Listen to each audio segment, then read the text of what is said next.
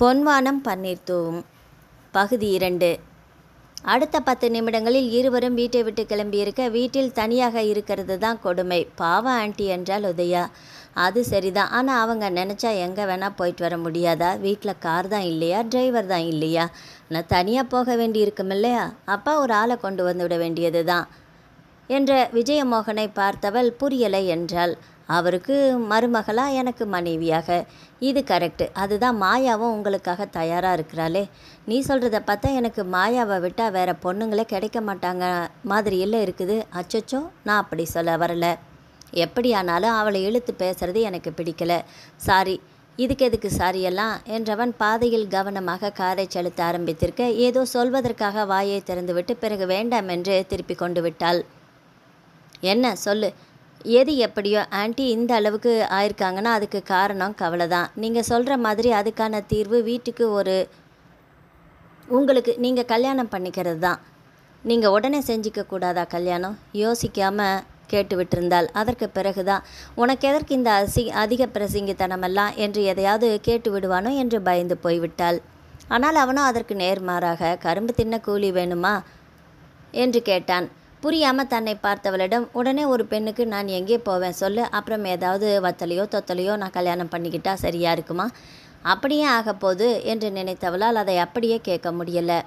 முதல்ல எனக்கு ஒரு நல்ல வாழ்க்கை துணையாக, அதே சமயம் அம்மாக்கிட்டேயும் அன்பாக நடந்துக்கிற மாதிரி ஒரு பெண்ணு கிடைக்கணுமே. இந்த காலத்தில் அப்படி எல்லா விதத்துலேயுமே அன்பாக நடந்துக்கிற மாதிரி ஒரு பெண்ணு கிடைக்கணும்னு எதிர்பார்க்கறது கூட பேராசை தான். ஏனோ விஜயமோகனின் வார்த்தைகளை உதயாவால் சுத்தமாக ஏற்றுக்கொள்ளவே முடியவில்லை. இவன் பிரதிபலன் பாராது அன்பை செலுத்தினால் வருகிறவளிடம் அதற்கு மதிப்பில்லாமல் எப்படி போகும்?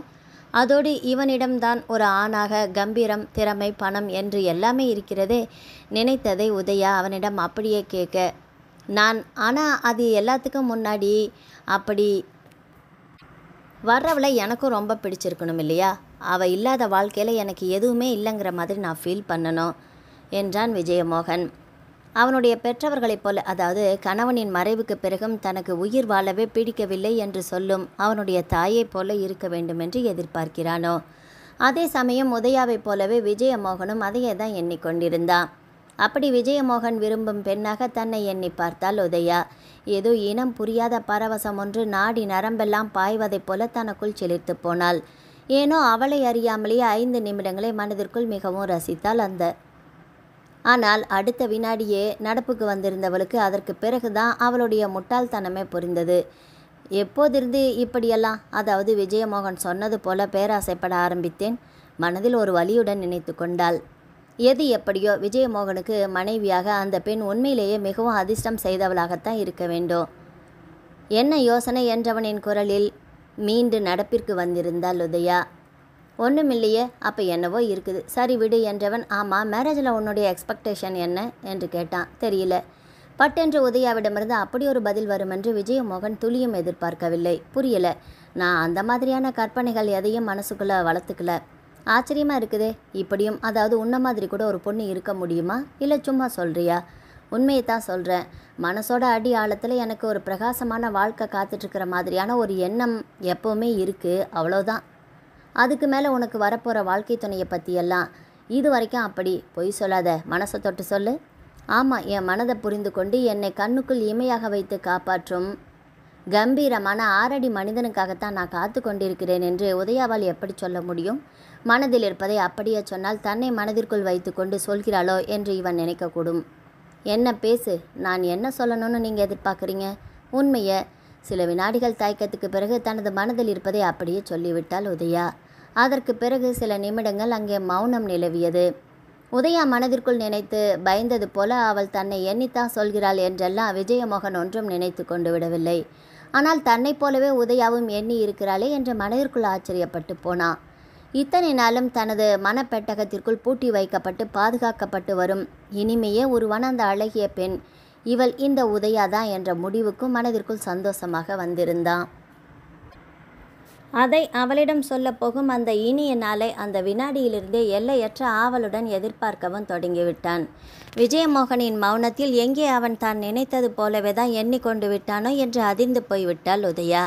ஆனால் அந்த வினாடியே நீ எதிர்பார்க்கிற மாதிரி மணாளன் கிடைக்க வாழ்த்துக்கள் என்று புன்னகையுடன் உதயாவை திரும்பி பார்த்து சொன்னான் விஜயமோகன். அதை தானும் ஒரு அழகிய புன்னகையுடன் ஏற்றுக்கொண்டவளுக்கு அதற்கு பிறகுதான் மீண்டும் இயல்பாகவே மூச்சுவிட முடிந்தது. ஏனோ அதற்கு பிறகு இருவருக்குமே மனம் மிகவும் லேசாகி தங்களை சுற்றி இருக்கும் உலகம் முழுவதுமே ஒளிமயமாக தோன்றத் தொடங்கிவிட்டது. அதே மனநிலையுடன் தான் அவர்களுக்கு அன்றைய நாள் முழுவதுமே கழிந்தது. நினைத்து வந்த வேலைகள் அனைத்துமே சிறப்பாகவும் வெற்றிகரமாகவும் நடந்து முடிய ஏன் தனது காதலை உதயாவிடம் இன்றே சொல்லிவிடக் கூடாதோ என்று கூட தோன்றிவிட்டது உதயமோகனுக்கு. சில வினாடிகள் தான். உடனே அந்த நாள் இன்னும் வரவில்லை என்று தன்னை கட்டுப்படுத்தி கொண்டான்.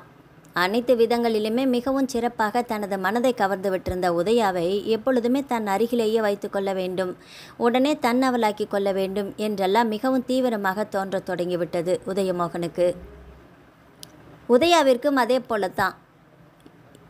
விஜயமோகனைப் போலவே அவளால் சந்தோஷப்பட முடியவில்லை.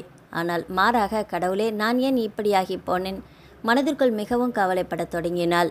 எதிர்காலமே இல்லாத இந்த அன்பு எப்படி வந்தது? இதிலிருந்து நான் இனி முழுமையாக மீளவே முடியாதா? மனதிற்குள் ஊமையாக அழத் தொடங்கினாள். நேரம் இரவு 7 ஆகியிருக்க நேராக காரை ஒரு ஹோட்டலுக்கு விட்டிருந்தான் விஜயமோகன். தன்னை பேசாமல் பார்த்தவளிடம் டின்னர் சாப்பிட்டுட்டு போயிடலாம். வேண்டாமே, நான் ஹாஸ்டலுக்கு இன்னும் கொஞ்சம் நேரம் பக்கத்திலேயே வச்சு உன் அழகான முகத்தை பார்த்துட்ருக்கலாமோன்னு ஆசைப்பட்றேன். அச்சச்சோ, முறைக்காதீங்க மேடம். என்ன இவன் இப்படியெல்லாம் சொல்கிறானே, பசி வயிற்று கிள்ளுதுமா, உனக்கென்ன? நேராக ஹாஸ்டலுக்கு போனதும் சாப்பிட போயிடுவேன். ஆனால் நான் இன்னும் எத்தனை வேலைகளை முடிச்சுட்டு வீட்டுக்கு.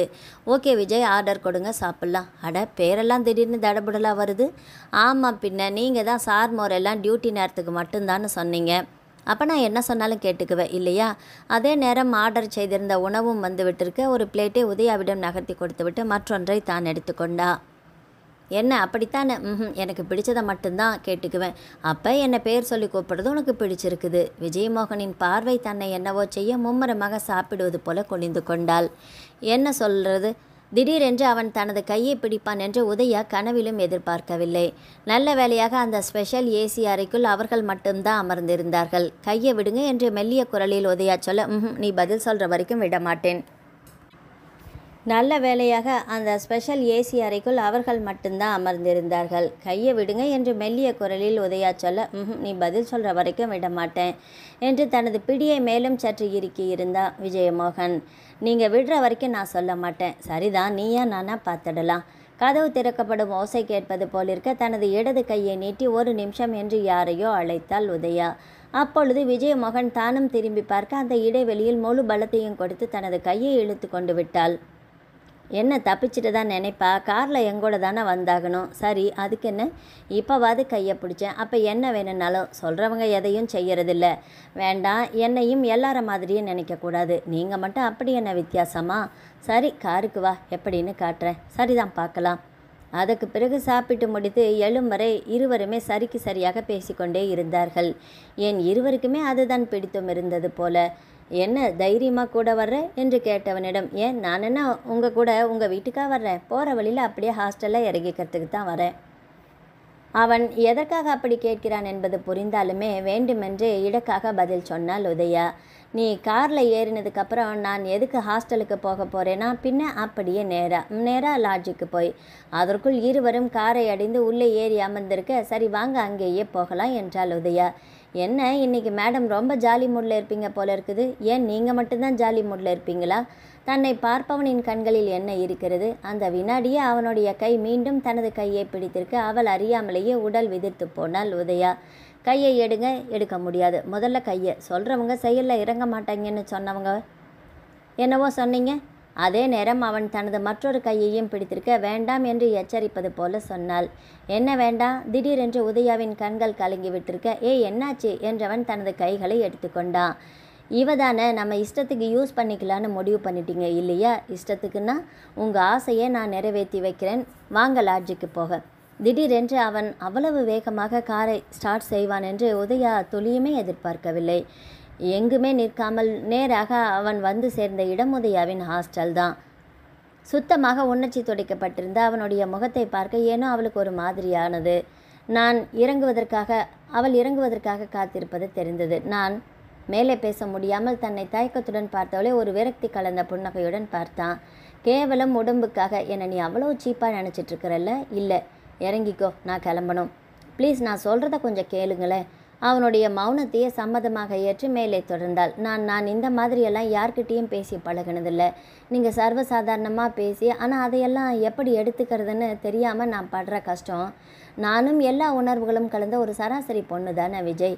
நான் ஆண் பிள்ளைகளை நேருக்கு நேராக நின்று பார்த்து பேசி பழகினது கிடையாது. அவசியமே இருந்தால் கூட அதையெல்லாம் 100% தவிர்க்கிறவள். ஆனால் உங்ககிட்ட என்னால் அந்த மாதிரியெல்லாம் கடினமாக நடந்துக்க முடியல. இறங்கிக்கிறியா? என்ன தப்பா? விஜயமோகன் காரை ஸ்டார்ட் செய்து விட்டிருக்க. அதற்கு மேலும் எதையும் பேச முடியாமல் உடனே இறங்கி கொண்டாள் உதயா. கல்லை போல இறுகியிருந்த அவனுடைய முகத்தை பார்க்கவே மனம் கனத்து போனது. விஜயமோகனுடைய கோபமும் கடினமும் தன்னை இந்த அளவுக்கு பாதிக்கும், நிம்மதியை இழக்கச் செய்யும் என்று உதயா கனவிலும் எதிர்பார்க்கவில்லை. இனி எப்பொழுதுமே தன்னிடம் அப்படித்தான் நடந்து கொள்வானா? கடவுளே, கையருகில் வந்த சொர்க்கத்தை நாமே காலால் உதைத்து தள்ளிவிட்டோமா? அதிலும் விஜயமோகன் வேறு மிகவும் தன்மானம் பார்ப்பவன். இனி அவ்வளவுதான். தன்னையெல்லாம் ஒரு பொருட்டாக கூட மதிக்க மாட்டான். ஏன் பேச மாட்டான், சிரிக்க மாட்டான்? தனக்கு விஜயமோகன் யார்? அவன் தன்னிடம் பேசாவிட்டால் சிரிக்காவிட்டால் ஏன்? தன்னை ஒரு பொருட்டாக கூட மதிக்காவிட்டால் தான் என்ன? அவன் அப்படியெல்லாம் இருந்து விட மாட்டானா என்று தானே சில நாட்களுக்கு முன்பு வரை நாமும் எதிர்பார்த்திருந்தோம். இப்பொழுது மட்டும் நமக்கு என்ன வந்தது? ஏதோ முரண்பாடான எண்ணங்களுக்கிடையே சிக்கி தவித்து இரவு முழுக்க ஒரு வினாடி கூட கண்ணாயிர முடியாமல் மனதளவில் துடித்து போனாள் உதயா. Good morning sir. லேசாக தலையை மட்டும் அசைத்தவளை குற்ற மனப்பான்மை மேலிட பார்த்தாள் உதயா. குழப்பத்தில் ஒரு வழியாகி உதயாவின் நிலை விஜயமோகனுக்கும் புரியத்தான் செஞ்சது. பாவம் என்று இழகத் தொடங்கியிருந்த மனதை முயன்று மீண்டும் கடுமையாக்கினான். என்ன வார்த்தை சொல்லிவிட்டால் படட்டும். அப்பொழுதுதான் நேராக பாதியில் யோசிக்க தொடங்குவாள். தான் தன் மனதை வெளிப்படுத்தும் போது அதை புரிந்து கொள்ளவும் முயலுவாள். அன்று முழுக்க இருவருக்குமே வேலைகள் கழுத்தை நெளித்தன. அவசியமின்றி பேசியிருக்காவிட்டாலுமே விஜயமோகனின் அருகாமையும் அவனை தொடர்ந்து பார்த்து கொண்டிருக்க நேர்ந்ததுமே உதயாவின் மனதிற்கு மிக்க நிம்மதியை தான் கொடுத்தது. மிகவும் இதமாகவே உணர்ந்தாள். இந்த நிலை மட்டுமே எப்பொழுதும் வந்தால் கூட போதும் என்றிருந்தது. விஜயமோகன் இருக்கும் நிலைமைக்கு அவன் தன்னை இந்த அளவுக்கு பிடிவாதமாக நடத்துகிறானே, இதைவிட வேறென்ன வேண்டுமென்று நினைக்க தோன்றியது. விஜயமோகனை ஆவலுடன் எதிர்பார்த்து கொண்டிருந்த அந்த பெரிய ஆர்டர் கிடைத்து விட்டிருந்ததில் அவனைப் போலவே உதயாவும் சந்தோஷப்பட்டாள். ஏதோ தனக்கே அனைத்தும் கிடைத்து விட்டார் போல பெருமை. ஏனென்றால் அவன் தனது சுய முயற்சியால் புதிதாக தயாரித்திருந்த 2 சாதனங்களுக்காக வந்திருந்த ஆர்டர் அது. எங்கே தனது முயற்சிக்கு வரவேற்பு இனி எந்த அளவில் இருக்குமோ என்ற யோசனையுடன் பெரும் பணத்தை முதலீடு செய்து செயலில் இறங்கிவிட்டிருந்தவனுக்கு கைமேலேயே பலன், அதுவும் மிக பெரிய அளவில் கிடைக்கிறதென்றால் பிறகு சொல்லவும் வேண்டுமா? முகம் முழுக்க புன்னகையுடன் தன்னை பார்த்த உதயாவிடம் என்னவென்று கேட்டான். வாழ்த்துக்கள் சார். அவன் தன்னை பார்க்க உங்கள் முயற்சிக்கு பெரிய வெற்றி, அதுவும் கைமேலே கிடைச்சதுக்கு என்றால். அதுக்கு நீயும் தான் ஒரு விதத்தில் காரணம். நானா? நீ தானே இன்வெஸ்ட் பண்ணுங்க, நான் என்ன சொன்னாலும் நடக்கும், என்னுடைய கருநாக்கு பழிக்கும்னு சொன்னேன். அப்போ நான் என்ன சொன்னாலும் நடந்துடும்னு சொல்கிறீங்களா? இல்லை சார், உங்கள் முயற்சி தான் இதுக்கு முழு காரணமே. அப்படிங்கிற அதில் என்ன சந்தேகம்? சரி சொல்லுங்கள், எனக்கு என்ன ட்ரீட் தரீங்க? ட்ரீட்டா? நம்ம வெற்றி சந்தோஷத்தை கொண்டாட. சரிதான், தந்துட்டா போச்சு. அதுதான் எப்போ? இன்னைக்கு நைட்டே டின்னர். வார்த்தை மாற மாட்டிங்களே. அந்த பழக்கம் எனக்கு எப்போவுமே கிடையாது. ஆனால் கூட வந்தால் என்ன வேணுனாலும் நடக்கலான்னு நீ தயங்காமல் இருந்தால் சரிதான். இதுக்கு நல்லா யோசிச்சுக்கோ. இனி யோசிக்க ஒன்றுமே இல்லை. நீங்கள் என்ன சொன்னாலும் அதை அப்படியே சந்தோஷமாக ஏற்றுக்க என்னால் முடியும். அதுக்கு நான் தயாராகிட்டேன். ஏதோ சொல்கிற, சரியா? அதையும் பார்த்துடலாம். யாரோ உள்ளே வரும் அரவம் கேட்டு இருவரும் ஒரு சேர திரும்பி பார்த்தனர். வா மதன். விஜயமோகன் வரவேற்க இவனா என்றிருந்தது உதயாவுக்கு. அந்த மதன் வந்து அமர்ந்திருக்க தன்னிடத்திற்கு செல்லலாம் என்று நகர்ந்தாள் உதயா ஒரு நிமிஷம். விஜயமோகன் அழைக்க நின்று அவனை திரும்பி பார்த்தாள். சரி, திரும்பவும் கூப்பிட்றேன், நீ போய் பாரு என்றவன் மீண்டும் அந்த மதனுடன் பேச ஆரம்பித்திருந்தான். தன்னிடத்திற்கு வந்து விட்டிருந்தாள் உதயாவும். விஜயமோகன் அவனுடைய சந்தோஷத்தை வெளிப்படுத்தும் வகையில் விளையாட்டாக பேசுகிறான் என்பது புரிந்தது. 10 நிமிடங்களில் மதன் கிளம்பியிருக்க அதற்கு பிறகு மீண்டும் அங்கு வந்தாள் உதயா. விஜயமோகன் புன்னகையுடன் தன்னை பார்க்க என்னவென்று கேட்டாள். இல்லை, மாயாவை பிடிக்கதால மதனையும் பிடிக்காம போயிடுச்சா? ஓ, அது வேறு இருக்கிறதா என்று நினைத்து உதயா அந்த மதனும் அவன் பார்க்கிற பார்வையும் என்ன அப்படியெல்லாம் ஒன்றுமில்லை என்று சமாளித்து வைத்தாள். மதன் எனக்கு வேண்டியவன், அது மட்டுமில்லாமல் உனக்கும் அவனை முன்னாடியே தெரியுந்தான். ஒரு வார்த்தை அல்லது ஒரு சின்ன புன்னகை எதுவுமே இல்லாமல் ஏன் அப்படி போனேன்? அவனை பார்த்தாலே எரிச்சல் பொங்குகிறது. இனி பேசவும் வர வேண்டுமா? ப்ளீஸ் விஜய், ஒரு சிலவங்களை பார்த்த உடனே பேசலான்னு தோணும், ஆனால் இவனை பார்த்ததுமே ஓடணும்னு தான் தோணுது. சரிதான் என்று நினைத்தவனால் அதை அப்படியே வெளியில் சொல்லவும் முடியவில்லை. ஒரு நிமிஷம் என்று விட்டு தன் இடத்திற்கு வந்தாள் உதயா. இந்தாங்க, என்ன இது? பெரிய கிஃப்ட் பார்சல் ஒன்றை அப்படியே கொண்டு வந்த உதயாவிடம் கேட்டான் விஜயமோகன். பிரித்து பாருங்க. சர்ப்ரைஸா என்றவன் உடனே அந்த கிஃப்ட் பேப்பரை பார்த்தான். வாவ், என்ன பிடிச்சிருக்கா? அன்னைக்கு நீ வரைஞ்சதை விடவும் நல்லா வந்திருக்குது. தேங்க்ஸ் என்றவள் அதைவிட பல மடங்கு நேரமும் அக்கறையும் எடுக்கப்பட்டிருக்கிறது என்று நினைத்து கொண்டாள். அடடா, இதை வரைஞ்ச கைக்கு கட்டாயம் ஏதாவது கொடுத்தே ஆகணுமே. அப்படியா? சரி கொடுங்க. உதயா சொன்னது கூட விஜயமோகனின் காதுகளில் விழுந்திருக்கவில்லை. அந்த அளவுக்கு தனது ஓவியத்தை அவன் ரசனையுடன் பார்த்து கொண்டிருந்தான். அதை பார்த்தவளுக்கு பெருமையாக இருந்தது. சில வினாடிகளில் என்ன சொன்ன என்று நிமிர்ந்து உதயாவை பார்த்தான். இன்னைக்கு ஈவினிங் டின்னரோட சேர்த்து அந்த பரிசையும் நிச்சயம் தருவேன் என்றான். ஹாஸ்டலுக்கு போகிறதுக்கு கொஞ்சம் லேட்டானாலும் உனக்கு ஒன்றும் பிரச்சனை இல்லையே. 10 மணிக்குள்ளே போயிட்டா போதும், அதுக்குள்ளே கொண்டு போய் விட்டுறேன் என்றவனின் கண்களில் என்ன இருந்தது? வீம்புக்கு பேசி கொண்டிருந்த உதயாவுக்கு ஏதோ இப்பொழுது மனதிற்குள் பயம் எட்டி பார்த்தது. என்ன கிளம்பலாமா என்று விஜயமோகன் கேட்கும்போதே நான் ரெடி என்று கிளம்பியே வந்திருந்தாள் உதயா. என்ன ரொம்ப ஸ்பீடாக இருக்கிற மாதிரி தெரியுது? ஆமாம், ஸ்பீடாக கிளம்பினா தானே டின்னரை முடிச்சுட்டு நான் சீக்கிரமாக ஹாஸ்டல் போய் சேர முடியும். நல்லா சமாளிக்கிற. ஏன்? அதுதான் காரணம். சரிதான், வா. விஜயமோகனுடன் நடந்தவளுக்கு முதல் நாள் நடந்தது தான் நினைவிற்கு வந்தது. இந்த நேரம் இவனும் அதைத்தானே நினைத்து கொண்டிருக்கிறானோ? அது சரியே என்பதைப் போல எல்லாத்துக்கும் தயார்னு சொல்லியிருக்க மறந்துடாத என்று நினைவுபடுத்தினான் விஜயமோகன். இருவரும் ஏறி அமர்ந்ததும் காரை ஸ்டார்ட் செய்தான். முதல்ல எங்கே போகிறோம், ஏன் கேட்குறோன்னு டைம் கூட ஆகலை, இந்த நேரத்துக்கு சாப்பிடக்கூட முடியாது என்றாள். அவனுடைய மௌனம் ஏற்கனவே நெஞ்சுக்கூட்டுக்குள் இருந்த பயத்தை மேலும் சற்று அதிகமாக்கியிருந்தது. சரிதான், பார்க்கலாமே என்று தனக்குத்தானே சொல்லி கொண்டாள். அப்படி உதயா நினைத்து பயந்தது போலெல்லாம் எதுவும் நடந்திருக்கவில்லை. முதலில் ஒரு நகை கடைக்கு உதயாவை அழைத்து சென்றவன் அவளை பேசவே விடாமல் அவளுக்காக 2 அழகான தங்க வளையல்களை தேர்ந்தெடுத்திருந்தான். உதயாவிற்கு அவனுடைய செய்கை எதுவுமே புரிந்திருக்கவில்லை. சாவி கொடுக்கப்பட்ட பொம்மை போல அவனை பின்தொடர்ந்தாள். அடுத்ததாக அவர்கள் சென்ற இடம் முதல் நாள் காலையில் அவன் தன்னை அழைத்து சென்றிருந்த அவனுடைய வீடு. கடவுளே, இங்கே எதற்காக அலை? என்ன, இறங்கி வா. எதுவும் பேசாமல் இறங்கி கொண்ட உதயா அவனுடன் வீட்டிற்குள் வந்திருந்தாள். என்ன வீம்புக்கு ஏதேதோ சொல்லிட்டோமே, இப்போ ஃபீல் பண்ணுறியா? இல்லை என்பதை போல தலையசைத்தாள். தவறான எண்ணத்துடன் இருப்பவன் குடியிருக்கும் வீட்டிற்கு அழைத்து வர மாட்டானே. என்ன பார்க்குற? இல்லை ஆண்டி, அவங்க இல்லை, அந்த வீட்டில் இருக்காங்க. பட்டென்று அவனிடமிருந்து வந்த பதிலில் திகைத்து போய்விட்டாள் உதயா.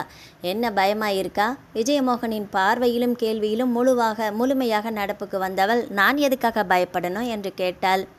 குட் என்றவன் உட்காரு என்று ஹாலில் இருந்த சோஃபாவை காட்டினான். அவன் இன்டர்காமில் எதையோ சொல்லி சில நிமிடங்களில் டிஃபனும் காப்பியும் வந்தது. டிஃபனை ஒதுக்கிவிட்டு காப்பியை மட்டும் எடுத்துக்கொண்டாள் உதயா. சரிதான், அப்புறம் ஸ்பெஷல் டின்னரை ரசித்து சாப்பிட முடியாது என்று தானும் அதே போல காப்பியை மட்டும் எடுத்துக்கொண்டான். உதயாவின் மனம் படும் பாடு அவனுக்கு புரியவே செய்தது. மனதிற்குள் சிரித்து கொண்டான்.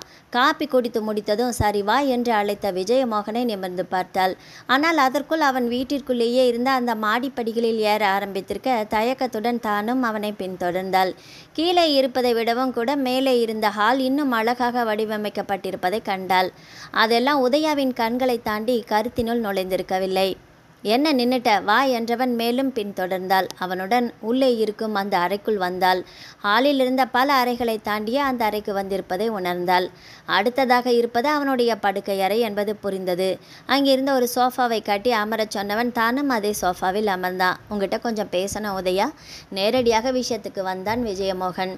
என்ன என்பதை போல தன்னை பார்த்தவளிடம் முதல்ல வந்து உட்காரு என்றான். தயக்கத்துடன் சோஃபாவின் விளிம்பில் அமர்ந்தவளை பார்த்து புன்னகை செய்தான். இது சரியில்லை, சொல்லுங்க. வாயை திறந்து கேட்ட உதயாவின் குரல் அவளுக்கே கேட்கவில்லை. இவ்வளவு சோகமாக கேட்டால் சொல்ல முடியாது. ஏன்னா நாம் இப்போ பேச போகிறது சந்தோஷமான விஷயத்தை பற்றி. மேலும் உதயாவை நெருங்கி அமர்ந்தவன் உன் கையை கொடு என்று கேட்டான். கேட்டதோடு நின்று விடாமல் தானே உதயாவின் கைகளை எடுத்து கைக்கு ஒன்றாக சற்று முன்னர் அவன் வாங்கியிருந்த வளையல்களை அணிவித்து விட்டான். செய்வதறியாது அமர்ந்து விட்டிருந்த உதயாவால் எதுவுமே பேச முடியவில்லை.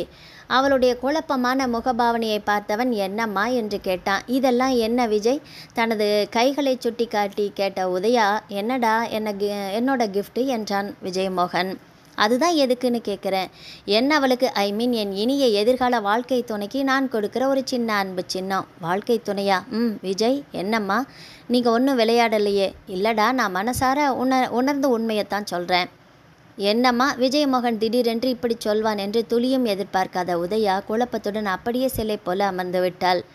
என்ன உதயா, என்னை பிடிக்கலையா? உங்களை பிடிக்காதவங்கன்னு கூட உலகத்தில் யாராவது இருப்பாங்களா விஜய்? நான் உன்னை கேட்குறேன், நான் அந்த அளவுக்கு அதிர்ஷ்டசாலியா? என்னால் நம்பவே முடியல. ஓ, உன் சம்மதத்தை மறைமுகமாக சொல்கிறியாக்கும். இது நடைமுறைக்கு ஒத்து வருமானு கேட்குறேன். ஏன் ஒத்து வராது? நாம் 2 பேரோட விருப்பமும் இதுதான். ஆனால் என் நிலை நான் விரும்புறது உன்னை மட்டும்தானே. என்னடா, ஏதாவது காரணத்தை சொல்லி என்னை தட்டி கழிச்சிடலான்னு பார்க்குறியா? ஐயோ, எந்த விதத்துலையாவது நான் உங்களுக்கு முழுமையான பொருத்தமானவளாக இருக்கிறேனான்னு யோசிக்கிறேன். ஓ, என்னை ஏற்றுக்கிறத பற்றி இனிமே தான் நீ யோசிக்கவே ஆரம்பிக்கணுமா? நான் ஏதோ சரிதான், எனக்கு தான் என் மேலே எப்போவுமே ஒரு கர்வம்.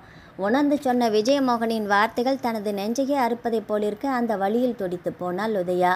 அதே நேரம் விஜயமோகனும் எழுந்து அந்த அறையின் ஜன்னலுக்கு அருகில் சென்று நின்றிருக்க, தான் அன்று வரை அறிந்திராத சோகமான அவனுடைய முகபாவனை அவள் மேலும் என்னவோ செய்தது. தானும் எழுந்து அவன் அருகில் சென்றிருந்த உதயா விஜய் என்று அவனுடைய தோள்பட்டியில் கை வைத்து அழைத்தாள்.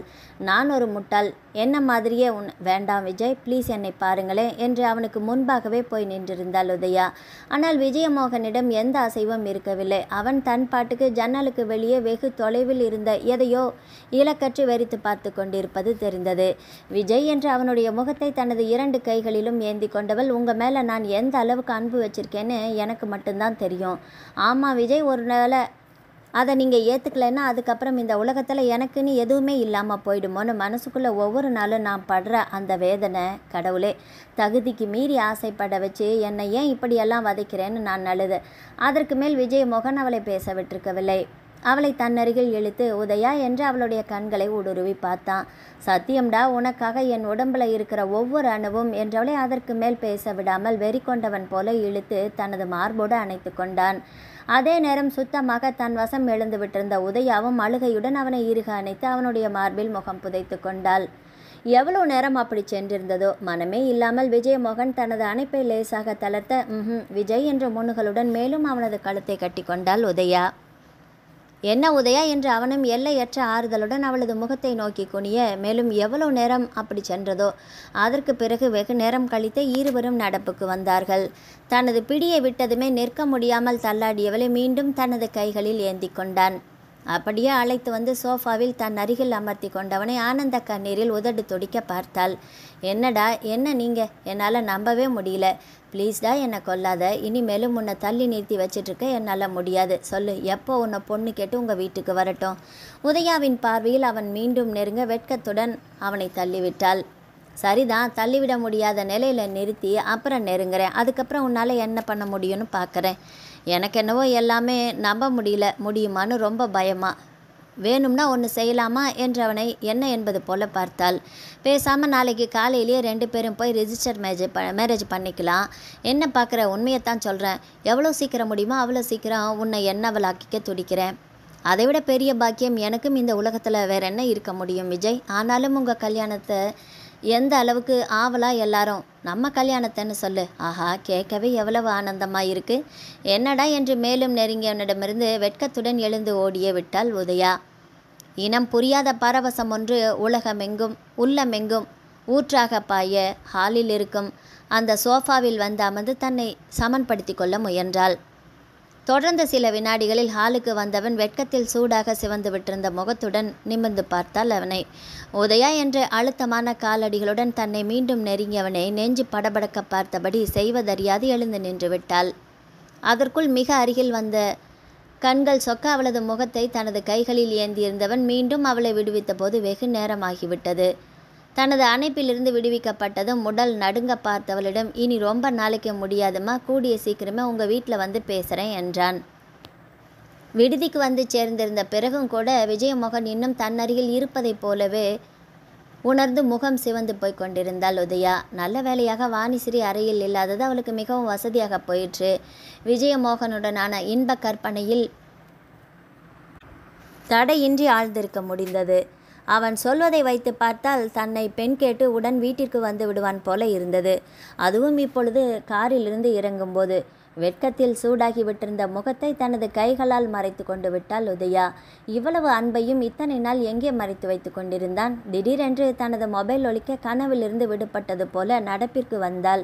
விஜயமோகனாக இருக்குமோ என்று ஓடி சென்று எடுத்து பார்த்தாள். சித்தி சித்தி எதற்காக தன்னை இந்த நேரத்தில் அழைக்கிறார் என்று நினைத்தவள் உடனே அட்டன் செய்து காதில் வைத்தாள். சொல்லுங்க சித்தி. சரி சித்தி, காலையில் வர்றேன். மேலும் சில வினாடிகளுடன் கூட பேசி கொண்டிருந்து விட்டு அதற்கு பிறகே மொபைலை வைத்திருந்தாள் உதயா. எதற்காக தன்னை வீட்டிற்கு அழைக்கிறார்? சரிதான், அங்கு போனால் தெரிந்துவிடப் போகிறது. ஆனாலும் ஏன் இவ்வளவு அவசரம்? ஒருவேளை ஊரில் ஏதாவது? இல்லை, அப்படியெல்லாம் ஒன்றும் இருக்காது. காலையில் கூட ஊருக்கு பேசினோமே. ஏனோ அதற்கு மேலும் மற்ற விஷயங்களை பற்றி அனாவசியமாக போய்விட்டிருக்க உதயாவிற்கு அந்த அளவிற்கு விஜயமோகன் வந்து நெஞ்சு முழுக்க எண்ணங்களாக வியாபித்திருந்தான். மீண்டும் மொபைல் ஒலிக்க எடுத்து பார்த்தவளுக்கு உள்ளம் படபடவென்று அடித்து கொண்டது. உடனே அட்டன் செய்து காதில் வைத்திருக்க விஜய் ஆமாம். அதற்கு பிறகு வெகு நேரம் கழித்தே பேசிவிட்டு ஃபோனை வைத்தாள். அதாவது விஜயமோகன் வைக்க விட்டிருந்தான். வாணிகா மட்டும் இருந்திருந்தாள் என்று நினைத்தவளுக்கு அவளை அறியாமலேயே சிரிப்பு வந்தது. எந்த நேரமும் மொபைலில் பேசி உயிரை வாங்கி கொண்டு என்று ஏற்கனவே அறையில் முன்பு இருந்தவர்களை திட்டியவர் ஆயிற்றே என்று நினைக்க தோன்றியது. அன்று காலையில் வழக்கத்தை விடவும் சற்று சீக்கிரத்திலேயே எழுந்து கொண்டு விட்டாள் உதயா. சீக்கிரமாக கிளம்பினால் தானே சித்தி வீட்டுக்கு போய்விட்டு மீண்டும் வழக்கமான நேரத்திற்கு வேலைக்கு சேர முடியும். குளியல் அறைக்குள் சென்றாள். என்றுமில்லாத வழக்கமாக அப்பொழுதே வேலைக்கு சென்றாக வேண்டும் போல பரபரத்த மனதை முயன்று கட்டுப்படுத்தி கொண்டாள். 6 மணிக்குள் குளித்து கிளம்பி விட்டிருக்க அடுத்த அரை மணி நேரத்தில் சித்தியின் வீட்டை அடைந்தாள். முதலில் யாராவது எழுந்தாவது இருப்பாங்களா என்னவோ என்று நினைத்து கொண்டே காலணிகளை விட்டவளுக்கு தனது சித்தியின் குரல் தான் முதலில் கேட்டது. சரிங்க, நான் சொல்லிடுறேன். ஏன் சித்தி இப்படி பரபரப்பாக பேசுகிறாரு? ஒருவேளை தனக்குத்தான் அப்படி தோணுதோ? நம்ம குடும்ப மானத்தை காற்றுல பறக்க விடணும்னு அவள் வந்திருக்கும்போது நீ என்னத்தை சொல்லி என்ன? அதற்கு பிறகு சில வினாடிகள் அமைதியாக யாரை பற்றி பேசி கொண்டிருக்கிறார்கள் என்று யோசித்த உதயாவுக்கு புரியவே இல்லை. விட்டிருந்தால் அடுத்த சில வினாடிகளில் வீட்டுக்குள்ளும் சென்றிருப்பாள். சும்மாவே வரும்போது சோத்துக்கு வழி இல்லாத மாதிரி எப்படி வந்தா? ஆனால் இப்போ பாரு, காலங்காலமாக பணக்கார குடும்பங்களில் இருந்து வர்ற பொண்ணுங்க எல்லாரும் கூட அவகிட்ட தோற்று போயிடணும் போல. அப்படி அல்லவா இருக்கிறா? மெதுவாக பேசுங்களேன். எதுக்கடி மெதுவாக பேசணும்? இதுக்கு தான் அந்த அம்மா உன் அக்கா தன் மகளை இங்கே அனுப்பி வச்சிருக்காங்களாக்கும். இப்படியெல்லாம் பொழப்பு நடத்துறதுக்கு எங்கேயாவது போய் சேரலாம். தயவு செஞ்சு எங்கள் அக்காவை பற்றி எதுவும் சொல்லாதீங்க. என்னடி இருக்கிறத சொன்னால் உடம்பு எரியுதா உனக்கு? அப்பப்பா, ஊர்லேருந்து வந்ததுக்கப்புறம் எப்படியெல்லாம் மாறி இருக்கிறா? இனி எவன் கூடவெல்லாம் போய் ப்ளீஸ் மெதுவாக பேசுங்களேன். எனக்கு வர்ற கோபத்தில் உன்னை அரைஞ்சி தள்ளிடுவேன். என்ன பண்ணுவியோ ஏது பண்ணுவியோ அதெல்லாம் எனக்கு தெரியாது. உன் அக்கா மகளை முதல் வேலையாக இங்கேருந்து அனுப்பியாகணும். கடவுளே, நான் என்ன செய்வேன்? ஏய், நீ எதுக்கு இப்போ ஒப்பாரி வைக்கிற? அதெல்லாம் தெரிஞ்சதுக்கப்புறம் அவளை இங்கே வச்சிட்ருக்கிறது நம்ம தப்பு. இத்தனை நாளாக நான் கட்டி காப்பாற்றின கௌரவம், மான மரியாதை எல்லாத்தையுமே காற்றுல விட சொல்கிறியா? ஆனால் அதை எல்லாமே உன் அக்கா மக பறக்க விட்டுடுவா போல இருக்கே. என்ன? இதோடையாவது நாம் சுதாரிச்சிட்டா தொடர்ந்து வர கேவலம் கொஞ்சம் குறையும்.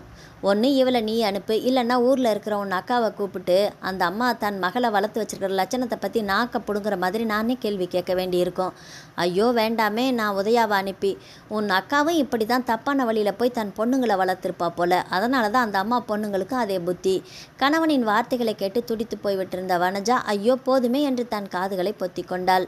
அடுத்த வேளை சோத்துக்கே வழி இல்லாத அவளுக்கு விஜயமோகன் கேட்குதா? ஆனாலும் உன் அக்கா மக தாண்டி, பிடிச்சாலும் பிடிச்சா புளியங்கொம்பால் பிடிச்சிருக்கிறா. பாவமே இன்னும் வீட்டுக்குள்ளே விட்ட பாவத்துக்கு மாயாவோட பேரண்ட்ஸ் என்னை கூப்பிட்டு கேள்வி கேட்குற மாதிரி பண்ண வச்சுட்டாலே. எவ்வளோ உடம்பு திமிரெடுத்து பண்ணுற வேலை இது. அவள் பண்ண தப்புக்கு நான் போய் கை கட்டி நிற்க வேண்டியதாக போச்சு. காலங்காலமாக விஜயமோகன் தான் எங்கள் வீட்டு மாப்பிள்ளைன்னு இருக்கோம். அவரை கன்வின்ஸ் பண்ணுறது எப்படின்னு எங்களுக்கு தெரியும். ஏன் விஜயமோகனை விட பல மடங்கு வசதி வாய்ப்புள்ள உயர்ந்தவங்க அவங்க அவங்க என்ன நினச்சாலும் எதை வேணுனாலும் சாதிப்பாங்க. எங்கள் வீட்டு பொண்ணோட சந்தோஷம்தான் எங்களுக்கு முக்கியம். உங்கள் வீட்டில் நீங்கள் கொண்டு வந்து வச்சுருக்கீங்களே ஒரு வேண்டாம். அவங்க சொன்ன வார்த்தையெல்லாம் அப்படியே சொல்கிறத பற்றி என்னால் நினச்சி கூட பார்க்க முடியாது. பாவம் அவங்களுக்கு அவங்களோட ஆதங்கம். அதுவும் கடைசியாக அந்த அம்மா என் கையை பிடிச்சிக்கிட்டு அழுதாங்க பாரு. விஜயமோகன் மட்டும் என்னை மறுத்துட்டார்னா அதுக்கப்புறம் நீங்கள் யாருமே என்னை உயிரோட பார்க்க முடியாதுன்னு மாயா சொல்லி அழுதா பாரு. உங்கள் குடும்பத்துக்குள்ளே எப்படி இந்த மாதிரி ஒரு திணி கேட்கும்போது எனக்கு அப்படியே பூமிக்குள்ளேயே போயிடலான்னு இருந்தது. அதெல்லாம் பார்க்கவும் கொஞ்சம் நல்லா தானே இருக்கா. விஜயமோகன் மாதிரி ஊர் உலகத்தில் இன்னும் எத்தனை பேர் கிடைக்க மாட்டாங்க அவளுக்கு. ஆம்பளைங்களை வலையில் விழ வைக்கிற கலையத்தான் அந்த உதயா அவளுக்கு ரொம்ப நல்லாவே தெரிஞ்சு வச்சுருக்காளே. என்ன பார்க்குற, இதையெல்லாம் நான் சொல்லலை, மாயாவோட பேரண்ட் தான் சொன்னாங்க. இன்னும் என்னென்னவோ. ஆனால் ஒன்று, அந்த மாயா எதையாவது பண்ணக்கூடாது. அதுக்கப்புறம் அவங்க பேரண்ட்ஸ் கண்டிப்பாக என்னை விட மாட்டாங்க. ஆனால் ஒன்று, அந்த மாயா எதையாவது பண்ணிட்டா அதுக்கப்புறம் அவங்க பேரண்ட்ஸ் கண்டிப்பாக என்னை விட மாட்டாங்க. ஏற்கனவே சொன்னமேனு என்னை ஜெயிலுக்குள்ளே தள்ளக்கூட அவங்க துணிவாங்க. அப்புறம் எல்லாமே முடிஞ்சு போயிடும். கடைசியாக இன்னொரு முறையும் சொல்கிறேன், உன் அக்கா மக இனி இந்த வீட்டு வாசப்படியை கூட மிதிக்கக்கூடாது. வந்தால் மூட்டை முடிச்ச கட்டிட்டு சொல்லிக்காமல் ஓடிடுன்னு சொல்லிடு. முக்கியமாக என் முகத்தில் படவே கூடாது சொல்லிட்டேன். என்னடி நான் பாட்டுக்கு பேசிகிட்டே இருக்கேன். சரிங்க. ஆமாம், இல்லைன்னா கழுத்தை பிடிச்சி அப்புறமா நான் உன்னை வெளியே தள்ள வேண்டியிருக்கோம் சொல்லிட்டேன். ஆனால் இனி நான் எப்படி போய் விஜயமோகன் முகத்தில் விழிப்பேன்? இனி அவர்கிட்ட என்னென்ன வித்தையெல்லாம் காட்டினாலோ இல்லைன்னா தன் வேலையை தவிர வேறு எதுக்காகவும் 2 நிமிஷம் கூட செலவு பண்ணாத அந்த தம்பி ஏன் இவளை கூட்டிகிட்டு நகைக்கடை வரைக்கும் போயிருக்கிறாரு? போச்சு, எல்லாமே போச்சு. ஆனால் இன்னொன்று சொல்கிறேன், நல்லா கேட்டுக்கோ. இனி எவன் கூட எல்லாம் போய் எப்படியெல்லாம் பழகினாலோ இன்னும் கொஞ்சம் நல்லா வயிற்றில் பிள்ளையோட வந்து நின்னாலும் கூட நிற்பா. அதுக்குள்ளே துரத்திடு. இன்னும் எங்கெங்கே இருந்தால் பிரச்சனை கிளம்புன்னு தெரியல. சரி, பசங்க இன்னும் எங்கெங்கே இருந்தெல்லாம் பிரச்சனை கிளம்புன்னு தெரியல. சரி, பசங்க எழற நேரம். இந்த கேவலமெல்லாம் அவங்களுக்கு தெரிய வேண்டாம். போய் வேலையை பாரு. நிற்க முடியாத அளவுக்கு உடலும் மனமும் சோர்ந்து போய்விட்டிருக்க. அப்படியே சுவரில் சாய்ந்து கொண்டாள் உதயா. என்னென்ன வார்த்தைகள்! அப்பப்பா, தன்னால் இப்பொழுது சித்திக்கும் அல்லவா பிரச்சனை. பேசாமல் அப்படியே திரும்பி விட்டிருந்தாள். சித்தியிடம் ஒரு வார்த்தை சொல்ல வேண்டும் என்று கூட தோன்றவில்லை. ஆனால் எப்படி உள்ளே உதயா? பின்பக்கத்திலிருந்து வாசல் தெளித்து கோலம் போடுவதற்காக வந்திருந்த வனஜா அங்கு நின்றிருந்த உதயாவை பார்த்துட்டு எப்பமா வந்த என்று கேட்டார். ரொம்ப நேரமாச்சு சித்தி, சாரி, எல்லாத்தையுமே கேட்க நேர்ந்துடுச்சு. பாவம் என்னால் உங்களுக்கு. அதே நேரம் வனஜாவின் பார்வை உதயாவின் கைகளில் இருந்த புது தங்க வளையலில் நிலைத்தது. அதற்கு பிறகுதான் உதயா அதை கவனித்தாள். கணவன் சொன்னது போல புது நகை. அப்படியானால் அவர் இல்லாத எதையுமா அல்லது மிகைப்படுத்தியோ சொல்லி இருக்கவில்லை. அடிப்பாவி, எங்கள் குடி கெடுக்கிறதுக்கே வந்தியா? அவர் சொல்லும் போதெல்லாம் நான் துளியும் நம்பலையே. உன் கையில் இருக்கிற வளையலோட பருமனை பார்த்தாதே குறைஞ்சது 1 லட்சத்துக்கு மேலே ஆகும் போல் இருக்குது. அவ்வளவு பணம் எங்கிருந்துடி வந்தது? போயிடு, என் முகத்திலேயே இனிமேல் வெளிக்காத. அப்புறம் எனக்கு வர்ற வெறியில் நானே உன்னை கொன்னாலும் கொன்னுடுவேன். போய் தொலை. தான் எதை சொன்னால் அதை காது கொடுத்து கேட்கும் நிலையில் சித்தி இல்லை என்பது புரிந்தது. வேண்டாம், இனியும் தொடர்ந்து நின்று அவமானப்பட வேண்டாம் என்று திரும்பினாள். நில்லுடி. சித்தியின் அதட்டலில் உடனே நின்றாள். எங்கடி போகிற? ரூமுக்கு. எனது ரூமுக்கா? எனக்கு வர்ற கோபத்தில் அப்படியே உன்னை என்று வெறி கொண்டார் போல 2 அடி எடுத்து வைத்திருந்தார். இப்படியே ஊருக்கு போய் தொலைஞ்சிடு. போடி, என் அக்காவையும் சேர்த்து முழுங்கிட்டு சந்தோஷமாக இருப்போம். என்ன மாதிரி முகத்தை வச்சுக்கிட்டு இனிமேல் இந்த ஜென்மத்தில் இந்த வீட்டு படியே ஏறாத. அங்கிருந்து கிளம்பி விட்டவளுக்கு சுற்றுப்புறம் எதுவுமே மனதில் பதியவில்லை. எல்லையற்ற அதிர்ச்சி கண்ணீருக்கு இடம் கொடுக்கவில்லை. கால் போன போக்கில் நடந்தாள். திடீரென்று ஏதோ தோன்றியவளாக கைப்பையை திறந்து பார்த்தாள். தான் வாங்கியிருந்த 10,000 விஜயமோகனுக்கு கொடுத்து விட்டது போக மீதி சம்பள பணம் முழுவதுமே கைப்பையில் இருந்தது. நல்ல வேலையாக இப்படியே ஊருக்கு செல்வதற்கு பணமும் இருக்கிறது. திடீரென்று அங்கே போய் நின்றால் ஓவென்று வர இப்பொழுது அழுகை வந்துவிடும் போல இருந்தது. சுற்றுப்புறம் உணர்ந்து தன்னை கட்டுப்படுத்தி கொண்டாள். திடீரென்று தீப்பட்டு விட்டார் போல திகைத்து போய் நின்று விட்டாள் உதயா. கடவுளே, இந்த வலையில் இது எப்படி விஜயமோகனிடம் கொடுப்பது? ஏனோ அவனை சென்று பார்ப்பதை பற்றி உதயாவால் கற்பனை கூட செய்து பார்க்க முடியவில்லை. அப்படியே உடலெல்லாம் நடுங்கி போனது. வேண்டாம், நம்மால் யாருக்குமே சிரமம் வேண்டாம். விஜயமோகனை பிரிந்து செல்வதென்பது தானே தனது உடலை 2ஆக வெட்டி கொள்வது போல. என்றாலுமே இப்பொழுது தான் இருக்கும் நிலைக்கு அதை தவிர வேறு வழியே இல்லை. ஆனாலும் அவன் தன்னை தேடுவானோ? சித்தி வீட்டிலும் கூட விசாரிக்கலாமோ? ஏனோ அந்த எண்ண அலைகள் இருக்கிற கொஞ்ச நஞ்ச வலுவையுமே அழித்துவிடும் போல தோன்ற பேசாமல் தொடர்ந்து நடக்கத் தொடங்கினாள். அதுதானே நாய்க்கு முழு தேங்காய் ஒட்டுமா என்பார்கள். அதிலும் தன்னை போன்ற துரதிர்ஷ்டசாலிகளுக்கு திடீரென்று தாயின் நினைவு வந்தது. ஐயோ அம்மா, உங்களை போய் என்னெல்லாம் சொல்லிட்டாங்க. அதற்கு காரணமும் நானே. இல்லை இல்லை, உங்கள் மகள் அந்த அளவுக்கு மோசமானவள் கிடையாது. வேலைக்கென்று வந்துவிட்டு மனதை அலைப்பாய விட்டது என்னுடைய தவறு தான் அம்மா. உங்களை போய் என்ன வார்த்தையெல்லாம். இந்த பாவி மகளை உங்களால் இந்த ஜென்மத்தில் மன்னித்து விட முடியுமா அம்மா? தவறான வழியில் சென்று எங்களை வளர்த்ததாக, உங்களுக்கு சோறு தண்ணீர் இல்லாவிட்டாலும் எங்கள் இருவருக்கும் உழைத்து உழைத்து ஓடாக போனீர்களே அம்மா. நீங்கள் யோசிக்காமல் பேசுபவர்களுக்கு உங்களை பற்றி என்ன தெரியும்? காலி வயிற்றுடன் நான் சாப்பிட்டாயிற்று என்று சொல்லிக்கொண்டு எங்களுக்கு ஊட்டிவிட்டு படிக்க வைத்து ஆளாக்கினீர்களே. அந்த மகளால் உங்களுக்கு இன்று கிடைத்த வெகுமதி என்னவென்று தெரியுமா? உள்ளம் நடுங்க வழியில் அப்படியே நின்று விட்டாள். ஒருவேளை சித்தப்பா அல்லது சித்தியோ கூட தன் அம்மாவுக்கு ஃபோன் செய்து பேசிவிட்டால் நான் கேட்க நேர்ந்ததையெல்லாம் தனது தாய் கேட்க நேர்ந்தாள். தன்மானத்துடன் தங்களை உயிரை கொடுத்து வளர்த்த அந்த தாயின் உடலில் அதற்கு மேலும் உயிர் தங்குமா? ஐயோ அம்மா, என்னால் ஒன்றுமே முடியலையே. உங்களுக்கு இந்த கேவலமெல்லாம் தெரியவே கூடாது. கடவுளே, நீதான் துணை புரியணும். உங்களை உருக்கி கொண்டு எங்களை உருவாக்கிய உங்களுக்கு என்னால் மகுடம் சூட்டப்படாவிட்டாலும் பரவாயில்லை. முடிவை கொடுத்து விட மாட்டேன் அம்மா, கண்டிப்பாக மாட்டேன். எப்படி ஊருக்கு வந்து சேர்ந்தாள் என்று மட்டும் யாராவது கேட்டிருந்தால் சத்தியமாக உதயாவால் சொல்லவே முடிந்திருக்காது. அனிச்சை செயலாக அனைத்துமே சரியாக நடந்திருக்க, இல்லை என்றால் அவள் எப்படி வீடு வந்து சேர்ந்திருக்க முடியும்? கசகசவென்று இருந்தால் தூக்கம் வராதென்று எப்பொழுதுமே மாலையில் குளிக்கும் வழக்கமுடைய அம்மா அப்பொழுதுதான் குளித்து முடித்துவிட்டு வந்திருந்தார் போல. கொடியில் அவரது ஈரத் துணிகளை காயப்போட்டு கொண்டிருப்பது தெரிந்தது. எதேச்சாக திரும்பிய வச்சலாவால் தனது கண்களையே நம்ப முடியவில்லை. உதயா ஏன் எதற்காக திடீரென்று வந்திருக்கிறாள்? பெற்ற மனம் வினாடிகளுக்குள் எதையோ எண்ணி கலங்கி போனது. அதற்குள் அருகிலேயே வந்துவிட்டிருந்த மகளை உதயா வாமா என்று அழைத்தார். பிரதிபலன் பாராது தாயின் அன்பு பட்டிருந்த துன்பங்களுக்கெல்லாம் மருந்தாக இருக்க அம்மா என்று அழைத்தாள். வாடாமா, உள்ளவா. பேய் அறைந்தார் போலிருந்த மகளின் முகம் நெஞ்சை கசக்கிவிட்டது. என்னடாமா, ஏன் ஒரு மாதிரி? வா, இங்கு வந்து உட்காரு என்று மகளை கட்டிலின் ஓரத்தில் அமர வைத்துவிட்டு தானும் அருகில் அமர்ந்தார். தாயின் பரிவு அதுவரை கட்டுப்படுத்தி வைத்திருந்த துக்கத்தை எல்லாம் பீரிட்டு எழச் செய்துவிட அப்படியே தாயின் மடியில் விழுந்து கதறிவிட்டாள். என்னவாக இருக்குமென்று பெற்ற உள்ளம் பதறி போய்விட அழுது ஓய்ந்துவிட்ட மகள் தானாகவே சொல்லட்டும் என்று அவளது முதுகை வருடி கொடுத்தார். சில நிமிடங்களில் ஓரளவு தன்னை சமாளித்து கொண்டு விட்ட உதயாவும் எழுந்து அமர்ந்தாள். என்னம்மா, நான் இனிமேல் எங்கேயும் வேலைக்கெல்லாம் போக மாட்டேம்மா. உங்களை எல்லாம் பிரிஞ்சு என்னால் இருக்கவே முடியாது.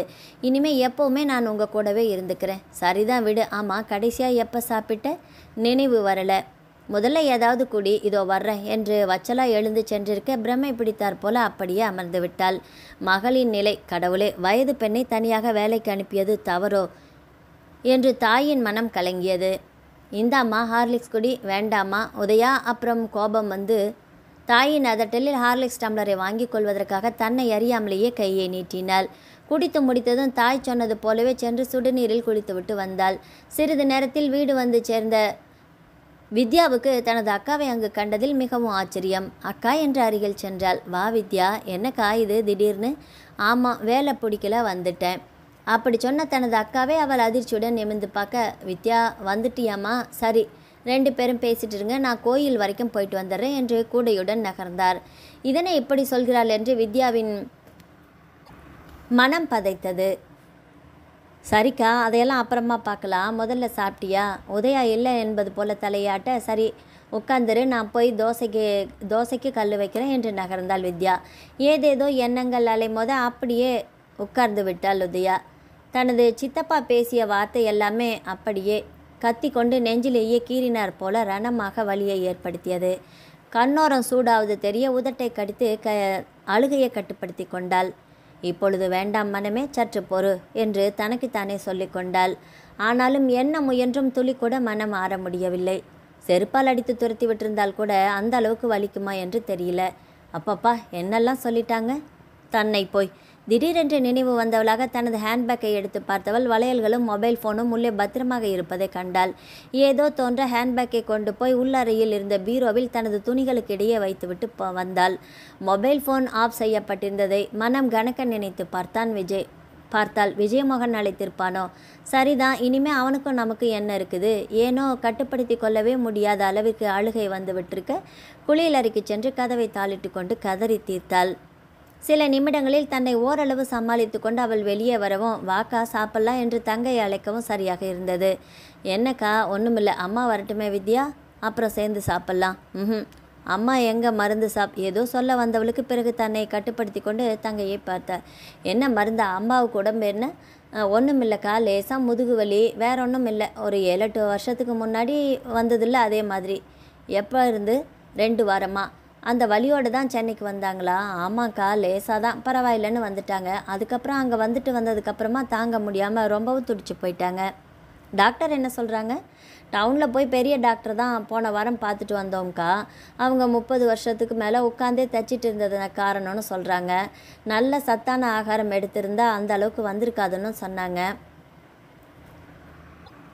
அம்மா நிறைய நாட்கள் 20 மணி நேரங்களுக்கு மேலே உட்காந்து தைக்கிறாங்கல்ல, எது எப்படியோ, ஆனால் இனிமேல் ஒரு துளி கூட ஸ்ட்ரெயின் பண்ணிக்க கூடாதுன்னு சொல்லிட்டாங்க.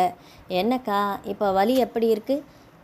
அது இருந்துகிட்டே தான் இருக்குது. ரொம்ப வலி அதிகமாகும்போது பாவம் கண்ணில் தண்ணி வர அளவுக்கு துடிச்சு போயிடுவாங்க. அம்மா என்று மீண்டும் கண்களை கரித்து கொண்டு வர, இந்த அம்மாவை போய் நன்றாக எப்படியெல்லாம் பேசிட்டாங்க. அக்கா என்னக்கா? அம்மா பாவம், பரவாயில்ல, கவலைப்படாமல் இருக்கா. ஒரு 7-8 வருஷத்துக்கு முன்னாடி முழுமையாக குணமான மாதிரி இப்போவும் ஆயிடும். நீ சாப்பிடுக்கா. தங்கை கட்டாயப்படுத்தி கையில் திணித்திருந்த பிளேட்டை பார்த்தால் உதயா. தனக்கு இப்பொழுது இது ஒன்று தான் கேடா? சாப்பிடுக்கா, உனக்கு இதோ எடுத்துகிட்டு வரேன். சில வினாடிகளில் தானும் டிஃபன் பிளேட்டுகளுடன் வந்து தமக்கையின் பக்கத்தில் அமர்ந்தாள். ஆனால் இனிமேல் ஸ்ட்ரெயின் பண்ணிக்க வேணாம், அதிகம் பண்ணிக்கிட்டா அப்புறம் ஆப்ரேஷன் பண்ண வேண்டியது தான் ஒரே தீர்வுன்னு சொல்லிட்டாங்க. அதுக்கு லட்சக்கணக்கில் செலவாகுங்க்கா. தங்கையின் பிளேட்டில் தோசைக்கு குழம்பிற்கு பதிலாக சர்க்கரை இருக்க அதை குறிப்பிட்டு கேட்டாள். ஆமாக்கா, பின்ன 3 வேளைக்கும் ஒரே குழம்புன்னா தீராதா? அதோட ஏற்கனவே 2 நேரமும் சாப்பிட்டு அந்த குழம்பை பார்த்தாலே பிடிக்கல. ஏன் வித்யா இப்படி? 2 காரணங்க்கா. ஒன்று, அம்மாவுக்கு கஷ்டத்தை கொடுக்கக்கூடாதுன்னு அவங்க உட்காந்து சொல்ல நானே செஞ்சேன். அதனால் அதுக்கு மேலே என்னால் செய்ய முடியல. 2வது முக்கியமான காரணம் நிதி நிலைமை. என்னக்கா அப்படியே உட்காந்துருக்க? சாப்பிடு. ஆமாம், இப்போ அம்மாவுக்கு தைக்கிறது சுத்தமாக விட்டாச்சுன்னு சொல்கிறேன். அப்புறம் செலவுக்கெல்லாம் அதான் அம்மாவோட மோதிரம் ஒன்று இருந்ததில்ல, ரொம்பவும் வளைஞ்சு போய் அதை விற்று தான் இப்போ அந்த காசில் குடும்பம் ஓடிட்டுருக்குது. அது கூட இன்னும் 2 நாளைக்கு தான் தாக்கு பிடிக்கும். அதுக்கப்புறம் அரிசி பருப்புன்னு ஒன்றுமே இருக்காது.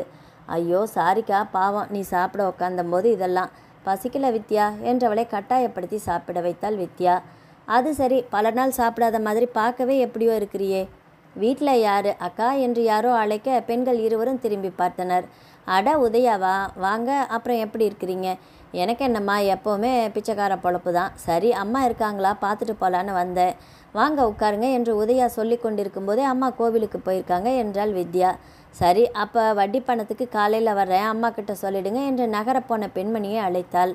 தங்கையிடம் விவரம் கேட்க, தங்களுடைய தாய்க்கு உடல்நலம் சரியில்லாத போது ஏதோ ஒரு பெரிய ஸ்கேன் எடுக்க வேண்டும் என்று கடனாக அந்த பெண்ணிடம் 5000 பணம் வாங்கியிருந்தது தெரிந்தது. அதற்கு முதல் வார வட்டி வசூல் செய்வதற்காக அந்த அம்மா இப்பொழுது வந்திருப்பதும். 1 நிமிஷம் என்று எழுந்து உள்ளே சென்ற உதயா சில வினாடிகளில் பணத்தோடு திரும்பினாள். அவசரத்துக்கு உதவினத்துக்கு ரொம்ப நன்றி என்று அந்த பெண்மணியின் கையில் அந்த 1 வார வட்டியோடு அசலையும் சேர்த்து கொடுத்தாள். அட, வட்டி மட்டும் போதுமா? நீ என்ன இப்படி? பரவாயில்ல, இப்போ பணம் இருக்குது, அதுதான் வாங்கிக்கோங்க. அப்படியே அந்த பெரிய மகராசி மாதிரியே பெண்களும் இருக்கீங்க. பெருசாக பணம் இல்லைன்னு என்னம்மா, எந்த மாதிரியான பெரிய குணம் என்று தாங்கள் ஏதோ பெரியதாக செய்து விட்டதைப் போல சிலாகித்து கொண்டே சென்ற அந்த பெண்மணியை பெண்கள் இருவரும் புன்னகையுடன் பார்த்து கொண்டிருந்தார்கள். அப்பாடா, எப்படியோ ஒரு பிரச்சனை தீர்ந்துச்சிக்கா என்ற தங்கையிடம் இன்னும் வேற யாருக்காவது என்று தயக்கத்துடன் கேட்டாள். என்னக்கா, அம்மாவோட குணம் தெரியாதா உனக்கு? நீ இருக்கிற தைரியத்தில் அம்மாவுக்கு நான் போய் வாங்கிட்டு வந்து அதுக்காக நான் வாங்கினா திட்டும், எனக்கும் தெரியும். சரி சரி, சாப்பிடு. கொடுத்ததே 3 தோசை, அதுலேயும் போதும் வித்யா, தயவு செஞ்சு கம்பல் பண்ணாத.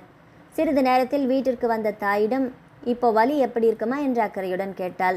நேற்று இருந்ததுக்கு இப்போ சுத்தமாகவே சரியாயிடுச்சுன்னு கூட சொல்லலாம் உதயா. ட்ராவலிங், அப்புறம் சரியாக உட்கார முடியாமல் உட்காந்து தூங்கினதுன்னு எல்லாமே சேர்த்து தான் வலி. நிஜவாம்மா?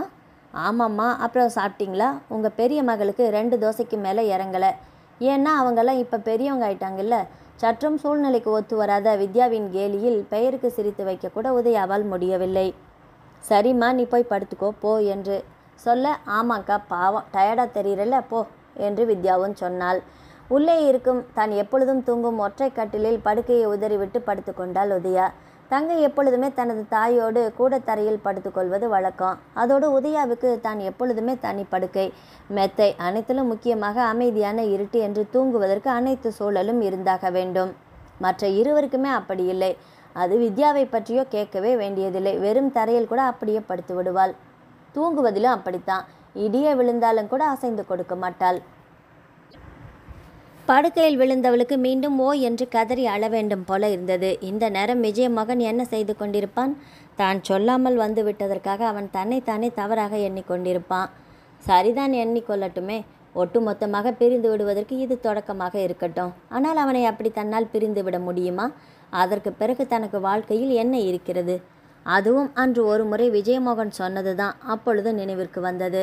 நான் விரும்பிய பெண் இல்லை என்று ஆகிவிட்டால் அவ்வளவுதான். இனி நமக்கு வாழ்க்கையில் ஒன்றுமே இல்லை என்பதைப் போல நான் உணர வேண்டும். அப்படிப்பட்ட ஒருத்தியைத்தான் நான் திருமணம் செய்து கொள்வேன் என்றானே. விஜயமோகனை பிரிய வேண்டும் என்ற கட்டாயம் இப்பொழுது நம்மையும் அந்த மாதிரி தானே எண்ண வைக்கிறது. தன்னை காணாததற்கு என்ன காரணம் என்று தெரியாமல் விழித்து கொண்டிருப்பவனுக்கு மட்டும் காரணம் இன்னும் தெரிந்திருக்காது என்றுதான் உதயாவுக்கு தோன்றியது. அப்படி விழித்து கொண்டிருப்பவனுக்கு இனிமேல் அவனுடைய வாழ்க்கையில் தான் இருக்கப் போவதே இல்லை என்பது மட்டும் தெரிந்தால் அன்று அவன் சொன்னது போல, அதாவது தான் இப்பொழுது உணர்வதைப் போலவே அவனும் உணர்வானா? எது எப்படியோ இனி தனது வாழ்க்கையில் விஜயமோகன் இருக்கப் போவதே இல்லை. ஆனால் அவனை பொறுத்தவரை தன்னால் முடியாது, இதற்கு மேல் நடக்காது என்றெல்லாம் அவன் எதையுமே அவ்வளவு சுலபமாக விட்டு விடுபவன் கிடையாதே. சுவர் கடிகாரத்தில் நேரம் பார்த்தாள். முதல் நாள் இரவு இதே நேரம் அவனுடன் இருந்தோமே, எப்படியெல்லாம் பேசி கொண்டிருந்தோம். அதற்கு பிறகு இரவு மொபைலுக்கு வேறு அழைத்து வெகு நேரம் பேசினானே. ஒவ்வொன்றாக நினைத்து பார்த்தவள் அதற்கு மேல் தாங்கிக் கொள்ள முடியாமல் கதறிவிட்டாள். ஆற்றுவாரோ தேற்றுவாரோ இல்லாமல் வெகு நேரம் அழுது தீர்த்தாள். அப்படியே தூங்கியும் போனாள். காலையில் அவள் கண் விழித்தபோது மணி 7:30க்கு மேல் ஆகியிருந்தது. அப்படியே எதை பற்றியும் யோசிக்காம அவசியமே இல்லாத வகையில் தூங்கி கொண்டே இருந்தால் எவ்வளவு நன்றாக இருக்கும் என்று நினைக்க தோன்றியது. ஆனால் அவ்வளவு நேரம் தூங்கி பழக்கப்படாதவள் என்பதால் உடனே படுக்கையிலிருந்து எழுந்து கொண்டாள். தங்கை மும்மரமாக கல்லூரிக்கு கிளம்பி கொண்டிருக்க தாய் சமையல் வேலையில் ஈடுபட்டிருந்தாள். அடுத்த 10 நிமிடங்களில் தாய்க்கு உதவுவதற்காக தானும் சமையல் அறைக்கு வந்திருந்தாள். வாடாமா, ப்ரஷ் பண்ணிட்டியா? ஆமாம்மா, புது ப்ரஷ் ஒன்று இருந்தது, எடுத்துக்கூட. சரிதான், உனக்காகத்தான் எடுத்து வச்சேன். சரி, இந்த காப்பி எடுத்துக்கோ. சாரிம்மா. ஏன் பாவம், நீங்கள் ஏற்கனவே முடியாமல் கஷ்டப்படுறீங்க. அது சரி, போமா, போய் உக்காந்து குடி. அப்புறம் வித்யா இன்னும் கொஞ்சம் நேரத்தில் கிளம்பிடுவா. அது வரைக்கும் கூட அவள் கூட பேசிட்டுரு. சரிம்மா. குட் மார்னிங் வித்யா. அக்கா, வா வா. இப்போ தான் உன்னை வந்து எழுப்பிட்டு வரலான்னு நினச்சேன். பின் நான் இப்போ கிளம்பினா அப்புறம் ஈவினிங் தானே வருவேன். அப்புறம் என் புது சுடிதார் எப்படிக்கா இருக்குது? நல்லாயிருக்கு வித்யா. ஏன் இன்றைக்கி என்ன ஸ்பெஷல்? அதெல்லாம் ஒன்றுமில்லக்கா. நீ ஃபீஸ் கட்டுறதுக்காக அனுப்பின பணத்தில் ஒரு 2000 மீதி இருந்தது, அதில் எடுத்தேன். அப்படியா? ஆமாம்க்கா, எங்கிட்ட இருந்த எல்லா ட்ரெஸ்ஸுமே ரொம்பவும் பழசாயிடுச்சு இல்லையா? இப்போ தாங்க கொஞ்சம் பரவாயில்ல மாதிரி ஃப்ரீயாக ஃபீல் பண்ணுறேன். படபடவென்று அவளுடைய இயல்பாக தங்கை பேசிக்கொண்டே போக அதை ஆர்வத்துடன் கேட்டுக்கொண்டபடி அமர்ந்து விட்டாள் உதயா. பாவம், அவளும் தான் மனதில் இருப்பதையெல்லாம் யாரிடம் பகிர்ந்து கொள்வாள்? தங்கை கிளம்பியது மீண்டும் சமையல் அறைக்கு வந்தாள் உதயா. என்ன ஆயிற்று? ஏன் அம்மாவின் முகத்தில் அவ்வளவு வேதனை? என்னம்மா, திரும்பவும் வலிக்குதா? அது அப்பப்போ வருமா? சரி, நீ சாப்பிட்றியா இல்லை குளிச்சுட்டு வந்துடுறியா? இன்னும் கொஞ்ச நேரம் போகட்டுமே. சொல்லுமா, என்ன பிரச்சனை? திடீர்னு அப்படி கேட்ட தாயை பார்த்தாள். பிரச்சனையா? உனக்கு தெரியாது? உன்னை எனக்கு தெரியாதாம்மா? இவ்வளவு சீரியஸாக நான் உன்னை பார்த்ததே கிடையாது. இனி தாய் விடமாட்டார் என்பது தெரிந்துவிட மனதிற்குள் மன்னிப்பு கேட்டுக்கொண்டு நடந்ததை சற்று மாற்றி சொன்னாள். வேலைதாம்மா பிரச்சனை. எனக்கு அவ்வளவா சம்மதமே இல்லாத வேலைகள் மட்டுமே செய்ய சொல்கிறாங்க. சரியாக செய்யலைன்னு எம்டி ரொம்பவும் திட்டாரு. உன் எம்டி நம்ம சித்தி வீட்டுக்கு ரொம்ப வேண்டியவங்கன்னு நினைக்கிறேன் இல்லையா? கடவுளே, தூண்டி துருவி கேட்டாள். ஆமாம்மா, ஆனால் அது வேற. என்னம்மா, எதுவாக இருந்தாலும் மறைக்காமல் சொல்ல. உங்கூட வேலை செய்கிறவங்க இல்லை உன் எம்டியே கூட உங்கள்கிட்ட தப்பான முறையில் ஏதாவது நடந்துக்கிட்டாங்களா? அச்சச்சோ, என்னம்மா நீங்கள் உண்மையை சொல்லு உதயா. அப்படி ஏதாவது பிரச்சனைனா சித்தப்பா கிட்ட வேணும்னா அப்படி ஒரு பழியை போடுபவரே சித்தப்பா தானே அம்மா என்று உதயாவின் மனமூமையாக அழுதது. என்மேல் மட்டும்தான் என்றாலும் கூட தாங்கிக் கொள்வேனே அம்மா. ஆனால் அவர் உங்களையும் அல்லவா? உன்மேலே எனக்கு 100% நம்பிக்கை இருக்குமா? ஆனால் இத்தனை வருஷங்களும் இந்த கிராமத்திலேயே வளர்ந்துட்டு உனக்கு வெளியுலகம் அறிமுகம் அவ்வளவா கிடையாதுன்னு தான் எனக்கு பயமாக இருக்குது. உங்கள் பயம் ரொம்பவுமே நியாயமானது தான்மா. ஆனால் நீங்கள் நினைக்கிற மாதிரி எல்லாமே எந்த பிரச்சனையும் இல்லை. நீங்கள் சொல்கிறதும் கூட ஒரு விதத்தில் சரிதாம்மா. இது நாள் வரைக்கும் வீடு, ஸ்கூல், காலேஜுன்னு எல்லா இடங்கள்லையும் எல்லாருமே பாராட்டுற மாதிரியே இருந்து பழகிட்டேன்னா, இப்போ வேலை செய்கிற இடத்துல ஏன் என்னை பார்க்க பேசுகிற எல்லாருமே என்கிட்ட அதே மாதிரி தான் நடந்துக்கணும்னு ரொம்பவும் எதிர்பார்க்குறேன். என்னதான் கேட்டுக்கொண்டாலுமே தான் சொல்வதையெல்லாம் தாய் நம்பவில்லை என்று உதயாவால் நினைக்காமல் இருக்க முடியவில்லை. எது எப்படியோ, நீ இப்படி திடீர்னு கிளம்பி வந்தது உங்கள் சித்தப்பா சித்திக்கு நீ கெட்ட பேர் வாங்கி தந்த மாதிரி தானே. இனி திரும்பவும் போய் அங்கே எப்படி? இனி நான் திரும்பவும் போவதா? அதிலும் சித்தப்பா சித்தியை பார்க்கவா? இல்லவே இல்லை. அது மட்டும் இனி எப்பொழுதுமே நடக்கப் போவது இல்லை. மனதிற்குள் நினைத்து கொண்டவளால் அதை வெளியே சொல்ல முடியவில்லை. சரிதான் உதயா, நீ சொல்கிறத நான் நம்புகிறேன் முழுசா. நான் நினச்சி பயப்பட்ட மாதிரியான பிரச்சனை எதுவும் இல்லைங்கிறதுல சந்தோஷமாக கூட இருக்குது. ஆனால் இதுக்கு மேலே முடிவு எடுக்க வேண்டியது உன் கையில் தான் இருக்குது. நீ புத்திசாலி பொண்ணு. உனக்கு நான் சொல்லித்தர தெரிய வேண்டிய அவசியம் இல்லை. நல்லது கெட்டது எல்லாமே உனக்கே தெரியும். யாருக்காகவும் பார்க்காம உன் மனசுக்கு பிடிச்சதை நீ செய்ய. அதுதான் எப்பவுமே நிலைக்கும். சொல்வதையெல்லாம் சொல்லிவிட்டு தனது தாய் சென்று விட்டிருக்க முன்னிலும் அதிகமாக இப்பொழுது குழம்பி போனாள். முழு பூசணிக்காயை சோற்றில் மறைப்பது போல முழு தவறையும் தன்மேலே வைத்துக்கொண்டு பூசி மெழுகுவதைப் போல மனதிற்குள் கூனி குறுகி போனாள். மீண்டும் வேலைக்கு செல்வதை பற்றி அவளால் நினைத்து கூட பார்க்க முடியவில்லை. விஜயமோகனிடம் ஃபோனில் மட்டும் ஒரு முறை பேசிவிட்டால் என்ன? நடந்தவற்றை எடுத்து சொன்னால் அவனால் புரிந்து கொள்ள முடியாமல் போய்விடுமா? ஆனால் அவன் எதையுமே அவ்வளவு சுலபமாக விட்டு விடுபவன் இல்லையே. அப்புறம் பிரச்சனை இன்னும் பூதகரமாகிவிட்டால்? இப்போதென்றால் தன்னை பற்றி தெரிந்து கொள்வதற்கு அவனுக்கு இருக்கும் ஒரே வாய்ப்பு தனது சித்தி குடும்பம் மட்டும்தான். ஆனால் அவர்கள் தன்னை பற்றி நிச்சயம் வாயை திறக்கப் போவதில்லை. அதற்கு பிறகு சரிதான், உனக்கு அவ்வளவு இருந்தால் எனக்கு மட்டும் இருக்காதா என்று விஜயமோகனும் தன்னை மனதிலிருந்து தூக்கி எறிந்துவிட்டு போய்விடக்கூடும். நிச்சயமாக அப்படி நடக்காது என்று மனசாட்சி மீண்டும் மீண்டும் சொல்வதை அலட்சியப்படுத்திவிட்டு அப்படித்தான் என்று பேசாமல் இருந்துவிட்டாள். மனசாட்சியை அலட்சியப்படுத்த முடிந்தவளால் அவ்வளவு எளிதாக குடும்ப சூழ்நிலையை அலட்சியப்படுத்த முடியவில்லை. மாதம் கட்டியே ஆக வேண்டிய வங்கி கடன், தங்கையின் படிப்பு செலவு, தாயின் உடல்நிலை, அடுத்த வேளை உணவு என்று இன்னும் எத்தனையோ பிரச்சனைகள். தன்னுடைய பிரச்சனை கூட சிறிதாக போய்விட்டது அதில். இப்படியே எவ்வளவோ இருந்தும் கூட உன் மனதிற்கு என்ன படுதோ அதை செய் என்று இன்முகத்துடன் முடித்து விட்டிருந்த தாய்க்காகவே அது எவ்வளவு சிரமம் என்றாலும் வேலைக்கு போக வேண்டும் என்று முடிவுக்கு வந்தாள் உதயா. 2 நாட்களுக்கு பிறகு அன்று மீண்டும் வேலைக்கு வந்திருந்தாள். முன்பு தான் செய்திருந்த முட்டாள்தனத்திற்கெல்லாம் கூட சேர்த்து மனதை கல்லாக்கி கொண்டாள். முடிந்தவரை பார்க்கலாம், மிகவும் முடியாவிட்டால் பிறகு வேறு வேலையை பார்த்து கொண்டு சென்று விட வேண்டியதுதான் என்ற முடிவுக்கு மனதிற்குள் வந்துவிட்டாள். உதயா உள்ளே வந்தபோது விஜயமோகன் அவளுடைய இருக்கையில் தான் இருந்தான். காலை வணக்கம் தெரிவிக்கும் நிலையில் உதயா இருக்கவே இல்லை. ஏன் அவனுமே அதை எதிர்பார்க்கல. விஜயமோகன் எதையுமே கண்டு கொள்ளும் மனநிலையில் இருக்கவில்லை. நேராக தன்னுடைய இடத்திற்கு சென்று ஹேண்ட்பேக்கை வைத்தவள் அப்படியே தன்னுடைய இருக்கையில் அமர்ந்து பெரிய மூச்சுகளை எடுத்து தன்னை ஓரளவு சமன்படுத்தி கொண்டாள். ஆனாலும் உதயாவிற்கு தான் பாவம், அன்று விஜயமோகன் தன்னிடம் பேசப்போவதே இல்லை என்பது அப்பொழுது தெரியாமலே போயிற்று.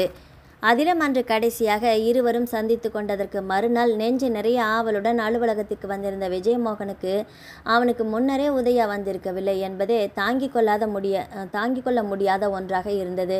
அப்படி இருக்கும் பொழுது அடுத்த 2 முழு நாட்களும் கூட அவள் வரவே இல்லை. அது மட்டுமா, அதற்கான காரணமும் தெரியவில்லை. ஃபோனிலும் அழைக்கவில்லை. வெட்கத்தை விட்டு அவன் நிறைய முறை அழைத்தும் பலனில்லை. மொபைல் சுவிட்ச் ஆஃப். என்ன ஏதென்று எதையுமே அறிந்து கொள்ள முடியாத நிலை. ஒருவேளை உதயாவிற்கு தான் தொடர்பு கொள்ளவே முடியாத அளவுக்கு ஏதாவது ஆகிவிட்டதோ என்ற பதற்றம் கூட. அந்த எண்ணம் தோன்றியதற்கு பிறகு அவனால் துளியும் நிலை கொள்ளவே முடியவில்லை. கடவுளே, தன் உதயாவிற்கு எதுவும் ஆகியிருக்கக்கூடாது என்று உடனே அவள் தங்கியிருக்கும் விடுதிக்கு அழைத்தான். அங்கிருந்து காலை 6 மணிக்கே கிளம்பி விட்டதாக சொல்ல உடனே மீண்டும் உதயாவின் சித்தி வீட்டுக்கு அழைத்தான். ஆனால் அவளா ஊருக்கு காலையில் நேரத்திலேயே கிளம்பி போய்விட்டாள் என்று விட்டேற்றியாக பதில் சொன்னதோடு அவள் இனி எப்பொழுதுமே திரும்பி வரமாட்டாள். அப்படியென்ன அவள் பெரிய பிரமாதம்? உங்களுடைய தரத்திற்கும் நிலைமைக்கும் உங்களுக்கு வேலைக்கு எத்தனையோ பேர் கிடைக்க மாட்டார்களா என்று அறிவுரை சொல்கிற மாதிரி வேறு பேசியதில் கோபத்தின் எல்லைக்கே போய்விட்டான் விஜயமோகன். அதாவது அவனுடைய கோபம் முழுவதுமே உதயாவின் மேல்தான் பாய்ந்தது. சரி, அனைத்தையும் ஒட்டுமொத்தமாக கூட்டி கழித்து பார்க்கும் பொழுது ஏதோ பிரச்சனை என்பது அவனுக்கு புரிந்தது. சரிதான், அதற்கு அவள் என்ன செய்திருக்க வேண்டும்? முதலில் அவள் அதை தன்னிடமல்லவா சொல்லியிருக்க வேண்டும். தன்னுடைய உதவியை அல்லவா நாடியிருக்க வேண்டும். அதெல்லாம் வேண்டுமானால் போகட்டும். அதற்கு மேலும் தன்னிடம் ஒரு வார்த்தை கூட சொல்லாமல் அப்படியா ஓடுவது? அப்படி என்றால் அவள் இன்னும் தன்னை சரியாக புரிந்து கொள்ளவில்லை என்று தானே அர்த்தம். அவள் தனக்கு துளியும் முக்கியத்துவம் கொடுக்கவில்லை. ஏன், அவள் தன்னை ஒரு பொருட்டாக கூட மதிக்கவில்லை என்று தானே அர்த்தம். ஆனால் அவளை நாம் எந்த அளவிற்கு மன சிம்மாசனத்தில் தூக்கி அமர வைத்திருக்கிறோம். அதாவது தான் மட்டும் உதயாவை அந்த அளவுக்கு வைத்திருக்கிறோமே, அவள் மட்டும் எப்படி அப்படி இல்லாமல் போகலாம் என்று அவன் நினைக்கவில்லை. தன்னுடைய அன்பிற்கு அவளிடம் எதிரொலி இருக்க வேண்டும் என்று தான் எதிர்பார்த்தான். ஏன் தன்னை விட பல மடங்கு அதிகமாக கூட. முதல் நாள் முழுக்க விஜயமோகன் தன்னிடம் ஒரு வார்த்தை கூட பேசியிருக்காததில் மனதிற்கு மிகவும் ஒரு மாதிரியாக இருந்தது உதயாவுக்கு. ஏன் அவளுமே அதைத்தான் எதிர்பார்த்து வந்தாள். என்றாலும் கூட அந்த மௌனத்தை ஏனோ தாங்க முடியவில்லை. ஏன் தான் ஒருத்தி அங்கு இருப்பதையே அவன் கண்டு கொள்ளவில்லையே? அப்படியானால் அவனுக்கு இப்பொழுது தன்னை பிடிக்காமலே போய்விட்டதா? தன்னிடம் அந்த மாதிரியெல்லாம் பழகியதற்காக மிகவும் வருந்துகிறானோ? அதை ஈடு செய்து கொள்வதற்காக தன் மேல் எந்த அளவிற்கு பாசத்தையும் நேசத்தையும் காட்டினானோ அதே அளவுக்கு வெறுப்பையும் காட்டுகிறானா? ஆனால் இந்த மௌனத்திற்கு அதை கூட தாங்கி கொண்டு விடலாம் போல. முதலில் அவன் தன்னை கண்டு கொள்ளவே கூடாது, பேசக்கூடாது என்றெல்லாம் நினைத்துவிட்டு இப்பொழுது அப்படியே அதற்கு எதிர்ப்புறமாக நினைத்தாள். தனக்கே அது மிகவும் விசித்திரமாக தோன்றியது. அன்று காலையில் உதயா தான் வேலைக்கு வந்தபோது விஜயமோகன் இன்னும் வந்திருக்கவில்லை. நேராக தன்னிடத்திற்கு சென்றவள் ஹேண்ட்பேக்கை வைத்துவிட்டு அனைத்தையும் ஒதுக்கி வைத்தாள். முக்கியமாக ஆர்டர் கோட்டேஷன் பேப்பர் என்று டேபிளில் இருந்த அனைத்தையுமே கொண்டு வந்து எம்டியின் டேபிளில் வைத்தாள். அதே நேரம் உள்ளே வந்த விஜயமோகன் உதயா தன்னிடத்தில் எதையோ வைத்துவிட்டு திரும்பியதை பார்த்து அருகில் வந்தான். நீ என்ன உன் இஷ்டத்துக்கு வருவ, பிடிச்சா வேலை செய்வே இல்லையா என்றவன் தன்னை திரும்பி பார்த்த உதயாவின் மேல் அவள் வைத்துவிட்டு போன ஃபைலை தூக்கி விசிறி அடித்தான். விஜயமோகனின் கோபத்தில் நடுங்கி போய்விட்டாள் உதயா. அவன் தூக்கி அடித்ததில் பறந்திருந்த காகிதங்கள் அந்த பெரிய அறை முழுக்க ஆங்காங்கே சென்று சிதறியிருக்க கீழே அமர்ந்து அவற்றை சேகரிப்பதில் முனைந்தாள். ஏதோ வேலை சொன்னா மட்டும் செய், அதிக பிரசிங்கத்தனமெல்லாம் வேண்டாம் என்று விட்டு விஜயமோகன் தனது வேலையை பார்க்க ஆரம்பித்திருக்க கீழே விழுந்தவற்றில் 3/4 பங்கிற்கு மேல் சேகரித்திருந்தாள் உதயா. அதே நேரம் யாரோ சிலர் உள்ளே வருவது தெரிய மீதியையும் வேகமாக சேகரிக்க முனைந்தாள். வாங்க உட்காருங்க என்று வந்தவர்களை விஜயமோகன் வரவேற்று உபசரிப்பது காதுகளில் விழுந்தது. இப்போத்தான் வீட்டுக்கு போய் அம்மாவுக்கு பத்திரிக்கை வச்சுட்டு வர்றோம். நல்ல வேலை நீங்கள் இருப்பீங்களோ மாட்டிங்களோன்னு பயந்துட்டே வந்தோம். உங்களை பார்க்க முடிஞ்சதில் ரொம்ப சந்தோஷம். மதனுக்கு கல்யாணம், உங்களுக்கு மாயா சொல்லி இருப்பான்னு நினைக்கிறோம். கல்யாணத்துக்கு எல்லா நேரமும் நீங்கள் அவசியமாக வரணும் என்று மாயாவின் பெற்றோர் விஜயமோகனுக்கு பத்திரிகை வைக்கவும் மாயா உள்ளே வரவும் சரியாக இருந்தது.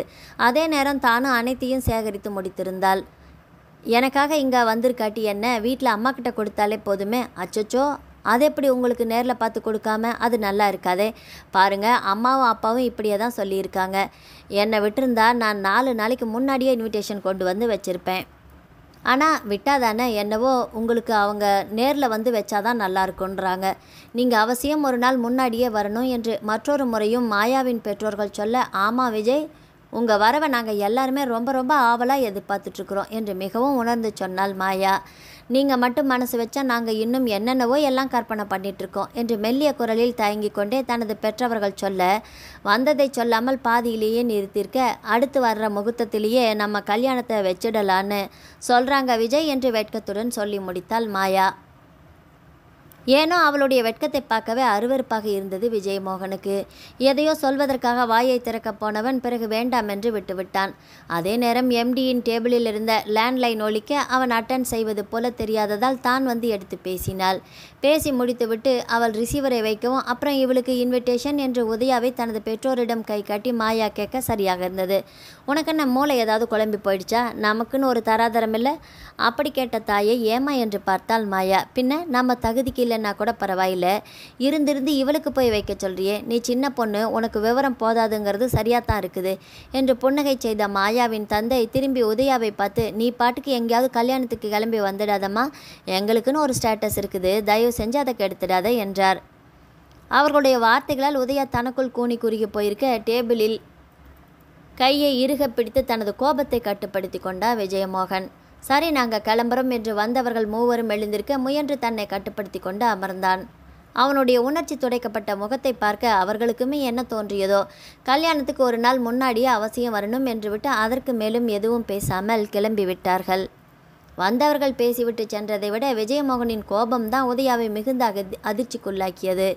அடிமேல் அடியாக விழுந்து கொண்டே இருக்க அவற்றையெல்லாம் தாங்கிக் கொள்ள முடியாத உதயாவின் பூ மனம் வாடி கசங்கி போனது.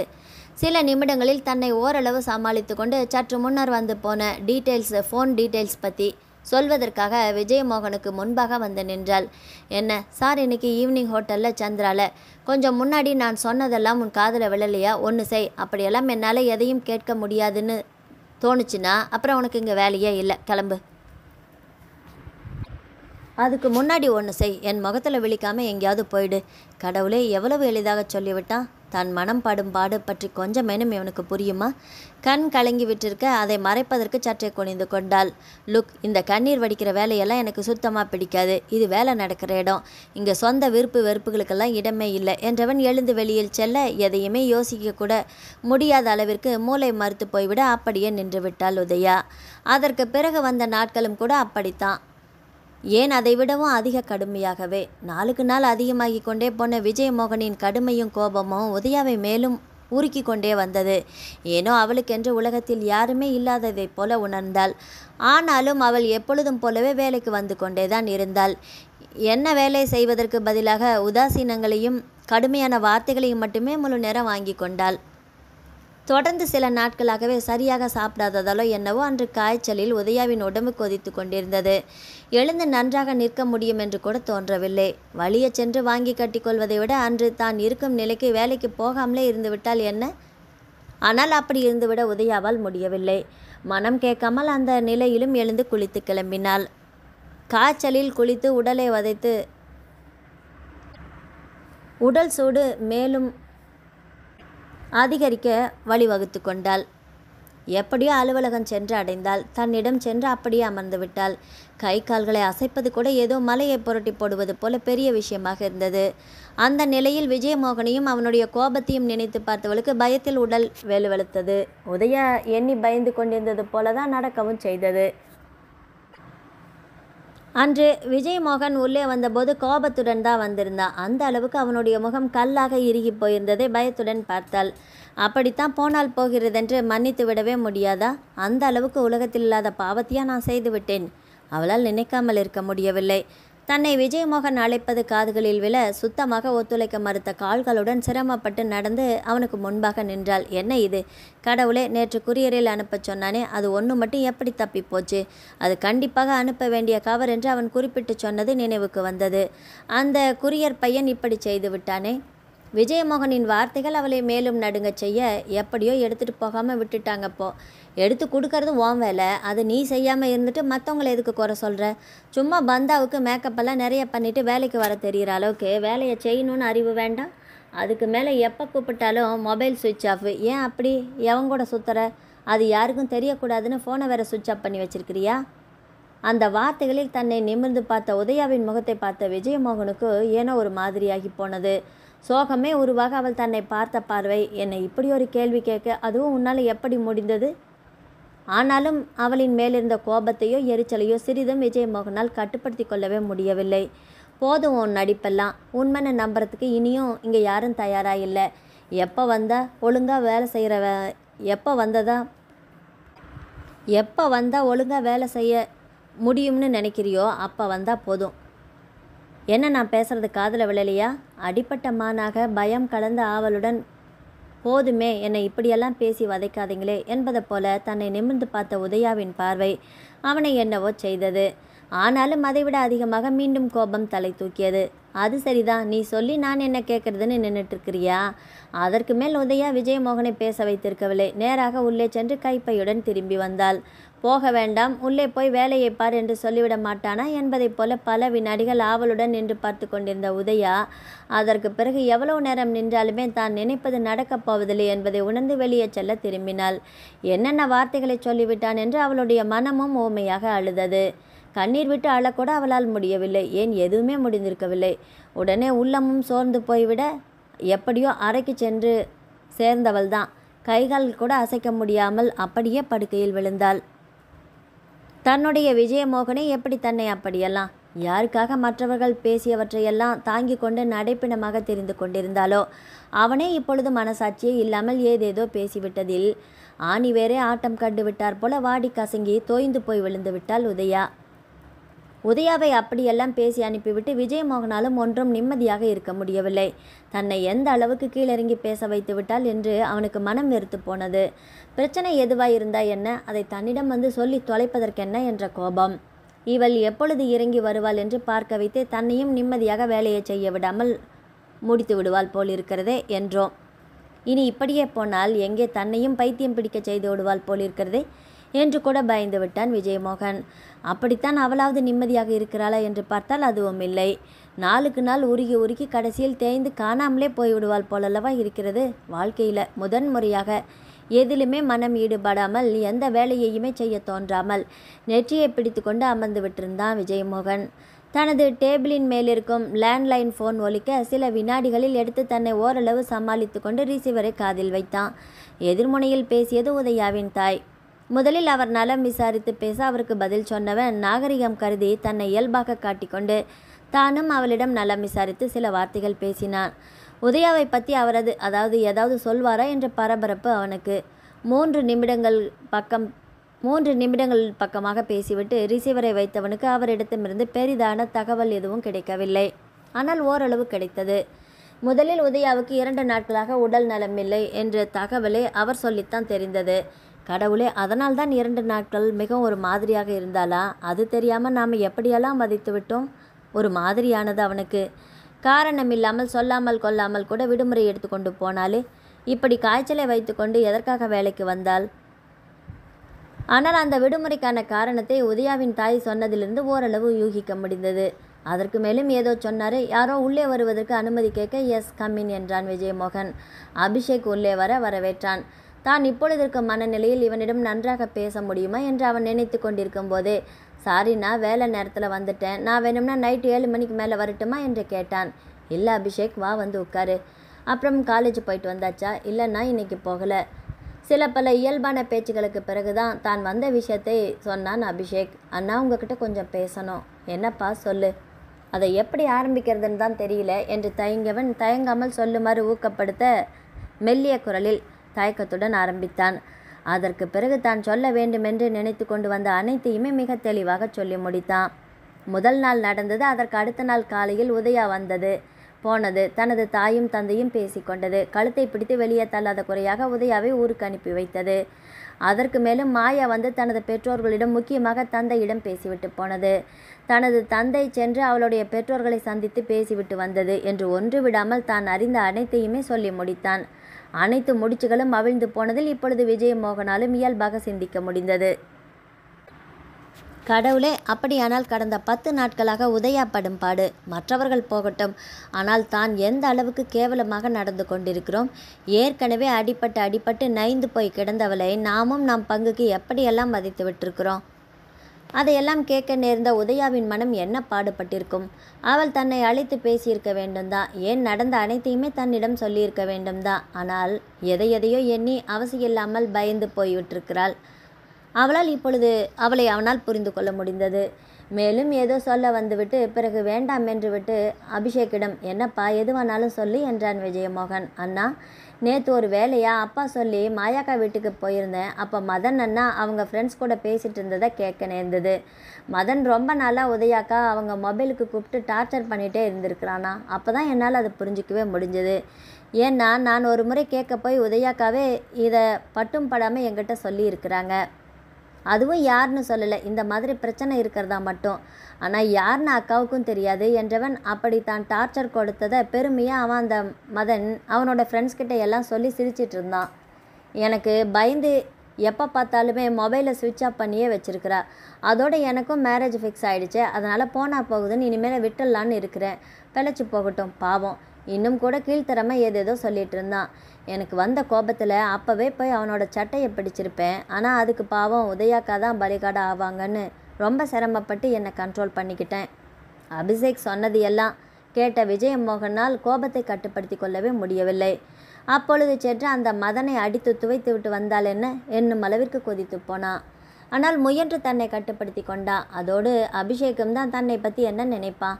அதிலும் அப்படி செய்தால் அவர்களுடைய கோபமெல்லாம் உதயாவின் மீது தானே திரும்பும். அவன் வயதிற்கே அபிஷேக் எவ்வளவு புத்திசாலித்தனமாக யோசித்திருக்கிறான். எல்லாவற்றையும் விட மொபைல் ஃபோனை ஆஃப் செய்து வைத்ததற்காக உதயாவை என்ன வார்த்தைகள் கேட்டுவிட்டோம் என்பதை அவனால் ஜீரணித்து கொள்ளவே முடியவில்லை. இப்பொழுது ஒழுக்கத்துடன் வாழ நினைத்து அப்படி செய்திருந்தவளை ஒழுக்கம் கேட்ட வழியில் செய்கிறாயா என்று நான் கூசாமல் கேட்டோமே. துடித்து போனான். உதயாக்கா ரொம்பவும் சாஃப்ட்டு. ஏன், அவங்க எந்த அளவுக்கு கஷ்டப்பட்டு இந்த நிலைமைக்கு வந்திருக்காங்கன்னு தெரியுமா? அவங்கள போய் எல்லாரும் எந்த அளவுக்கு பேசிட்டாங்கன்னு நினச்சா என்னால் சுத்தமாக தாங்கிக்கவே முடியல. அபிஷேக், உன்னால் எனக்கு ஒரு உதவி ஆகணுமே, சொல்லுங்கண்ணா. விஜயன் அண்ணாவே தன்னிடம் உதவி கேட்கிறார் என்றால் ஆவலுடன் அவர் தன்னிடம் கேட்க போகும் உதவிக்காக காத்திருந்தா அபிஷேக். உதயாவை மதன் கல்யாணத்துக்கு கூட்டிகிட்டு போகணும், அதுக்கு ஏதாவது வழி இருக்கா? எதற்காக இப்படி கேட்கிறார் என்று சில வினாடிகள் யோசித்தவன் உடனே அதெல்லாம் இருக்குன்னா என்று துள்ளி குதித்தான். எப்படின்னு பார்க்குறீங்களா? பொண்ணு வீட்டு சைடில் இருந்தும் எங்களுக்கு இன்விடேஷன் வந்திருக்குது. மதனோட வருங்கால மனைவி எங்களுக்கும் ஒரு விதத்தில் சொந்தம் என்றான். அப்படியா? ஆமாண்ணா. அது மட்டுமில்லை, காலேஜில் அவங்க உதயாவோட சீனியர். உதயாக்கா இந்த சென்னையில் இருக்கிறது தெரிஞ்சு ரொம்பவும் சந்தோஷப்பட்டாங்க. அவங்கள போய் பார்க்குறதுக்காக ஃபோன் நம்பரும் வாங்கிட்டு போனாங்க. ஆனால் அந்த பெண்ணால் உதயாவுடன் பேச முடிந்ததோ என்னவோ. உதயாக்கா மேக்ஸிமம் மொபைலை ஆஃப் பண்ணி தானே வச்சுருக்காங்க. அதனால் அவங்களால பேச முடிஞ்சதோ என்னவோ தெரியல. ஒரு சமயம் என்னால் பேச முடியாமல் போனால் கூட எதுக்கும் இங்கேயும் ஒன்று இருக்கட்டும்னு உதயாக்கா பேர் போட்டு வீட்லேயும் ஒரு இன்விடேஷன் வச்சுட்டு தான் போயிருக்காங்க. அது போதும். தான் யாரை திருமணம் செய்து கொள்ள வேண்டும் என்று முடிவு செய்ததற்கு இவர்கள் யார்? ஏன் அந்த உரிமையை தனது தாய் கூட தனது கையில் எடுத்து கொண்டிருக்கவில்லையே? அப்படி இருக்கும்போது இவர்கள் என்னவெல்லாம் செய்து விட்டிருக்கிறார்கள்? இவர்கள் அனைவருக்குமே ஒரு பாடம் புகட்டியே ஆக வேண்டும். இந்த விஜயமோகனிடம் மோதினால் கடைசியில் என்ன ஆகும் என்பதை தெளிவாக எடுத்து காட்டியே தீர வேண்டும்.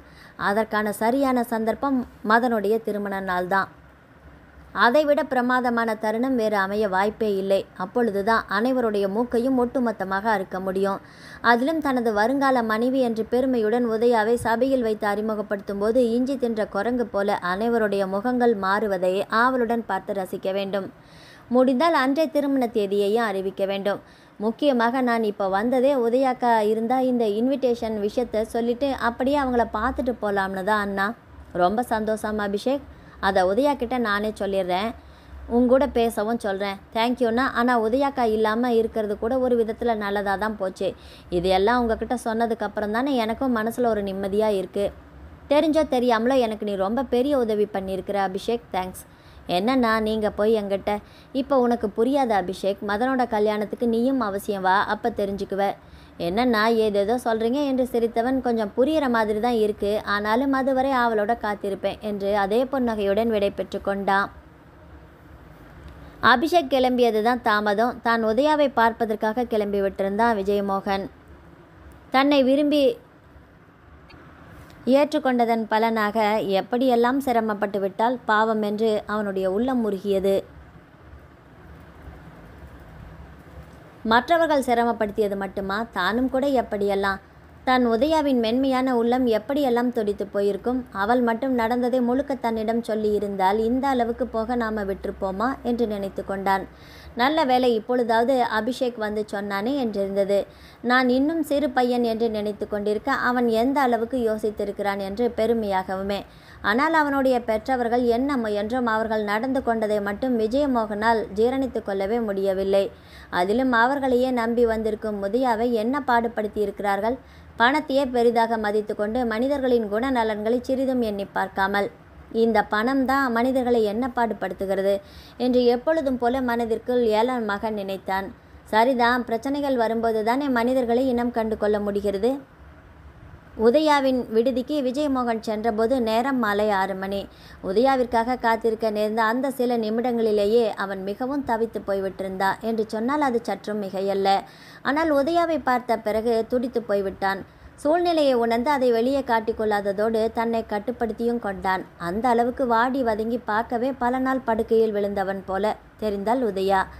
அதற்கும் அவள் அவசரமாக தனது முகத்தை தலைமுடியை திருத்தி கொண்டு வந்தது கூட ஒரு பக்கம் கோபமாகத்தான் இருந்தது. இப்படியெல்லாம் கூட தன்னை வருத்தி கொண்டு மற்றவர்களை காப்பாற்றி ஆக வேண்டுமா? அப்படி என்ன வேண்டுதல்? தன்னை பார்க்க யார் வந்திருப்பார்கள், யாருக்கு என்ன என்று பயந்து கொண்டே வந்த உதயா அங்கு வரவேற்பறையில் அமர்ந்திருந்த விஜயமோகனை பார்த்ததும் மேலும் சற்று அதிகமாகவே பயந்து போய்விட்டாள் என்று கூட சொல்லலாம். என்னம்மா, சொல்லியிருக்கலாம் இல்லையா என்று ஆதங்கத்துடன் கேட்ட விஜயமோகனை புரியாமல் பார்த்தாள்.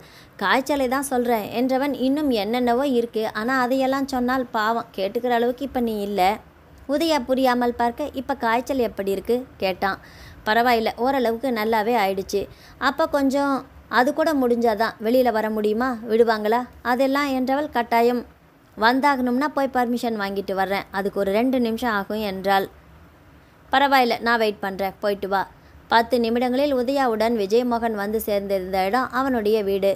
முன்பு ஒரு முறை அழைத்து கொண்டு வந்த அதே அறைக்கு அழைத்து வந்தான். உட்காருமா என்று இருக்கையை காட்டி சொல்லிவிட்டு தானும் அருகில் அமர்ந்து கொண்டான். எதுவும் பேசாமல் அவன் தனது கழுத்தை தொட்டு பார்க்க அவனுடைய ஸ்பரிசத்தில் உடல் சிலிர்த்தாள். காய்ச்சல் சரியாயிடுச்சு என்றவளிடம், அதாவது நான் அதனால தான் பார்க்குறேன், இல்லைன்னா எனக்கு வர்ற கோபத்துக்கு அரைஞ்சி தள்ளி இருப்பேன். புரியாமல் பார்த்தவளிடம், எவ்வளோ நடந்திருக்குது, ஒரு வார்த்தை சொன்னியா? ஆதங்கத்துடன் கேட்டான். விஜய் கண்கள் கலங்கி விட்டுருக்க. இந்த ஒரு வாரமாக எத்தனை முறை அதை உங்ககிட்ட சொல்கிறதுக்காக ட்ரை பண்ணேன்னு எனக்கு தானே தெரியும். என்னடா உதயா, உன் முகத்தை பார்த்து பேசுகிற தகுதி கூட எனக்கு இல்லை. அதுக்கு நீ என்ன தண்டனை கொடுக்க போகிற? எதுவானாலும் அதை ஏற்றுக்க நான் தயாராக இருக்கிறேன் என்ற விஜயமோகனின் வாயை தனது கையால் பொத்தினாள். ப்ளீஸ், பெரிய வார்த்தையெல்லாம் சொல்லி என்னை கொல்லாதீங்க என்றவளை பூ போல தன் அருகில் இழுத்து அவளுடைய கண்களை ஊடுருவி பார்த்தான். தானும் பார்த்தவள் சில வினாடிகளுக்கு மேல் முடியாமல் அப்படியே அவனுடைய மார்பில் சாய்ந்து கொண்டாள். என்ன உதயா என்று அவளை தான் மார்போடு மிருதுவாக அணைத்து கொண்டு விட்டிருந்த விஜயமோகனுக்கு பேச வேண்டிய அவசியமே இருக்கவில்லை. விரசம் சிறிதமற்ற அந்த மென்மையான அணைப்பிலேயே அவர்கள் இருவருக்கும் அதுவரை பட்டிருந்த காயங்களையெல்லாம் ஆற்றிக்கொள்ள முயன்றது. அதில் வெற்றியும் கண்டார்கள். அவர்கள் இருவருமே ஆவலுடன் எதிர்பார்த்திருந்த மதனுடைய திருமண நாளும் இனிதே விடிந்தது.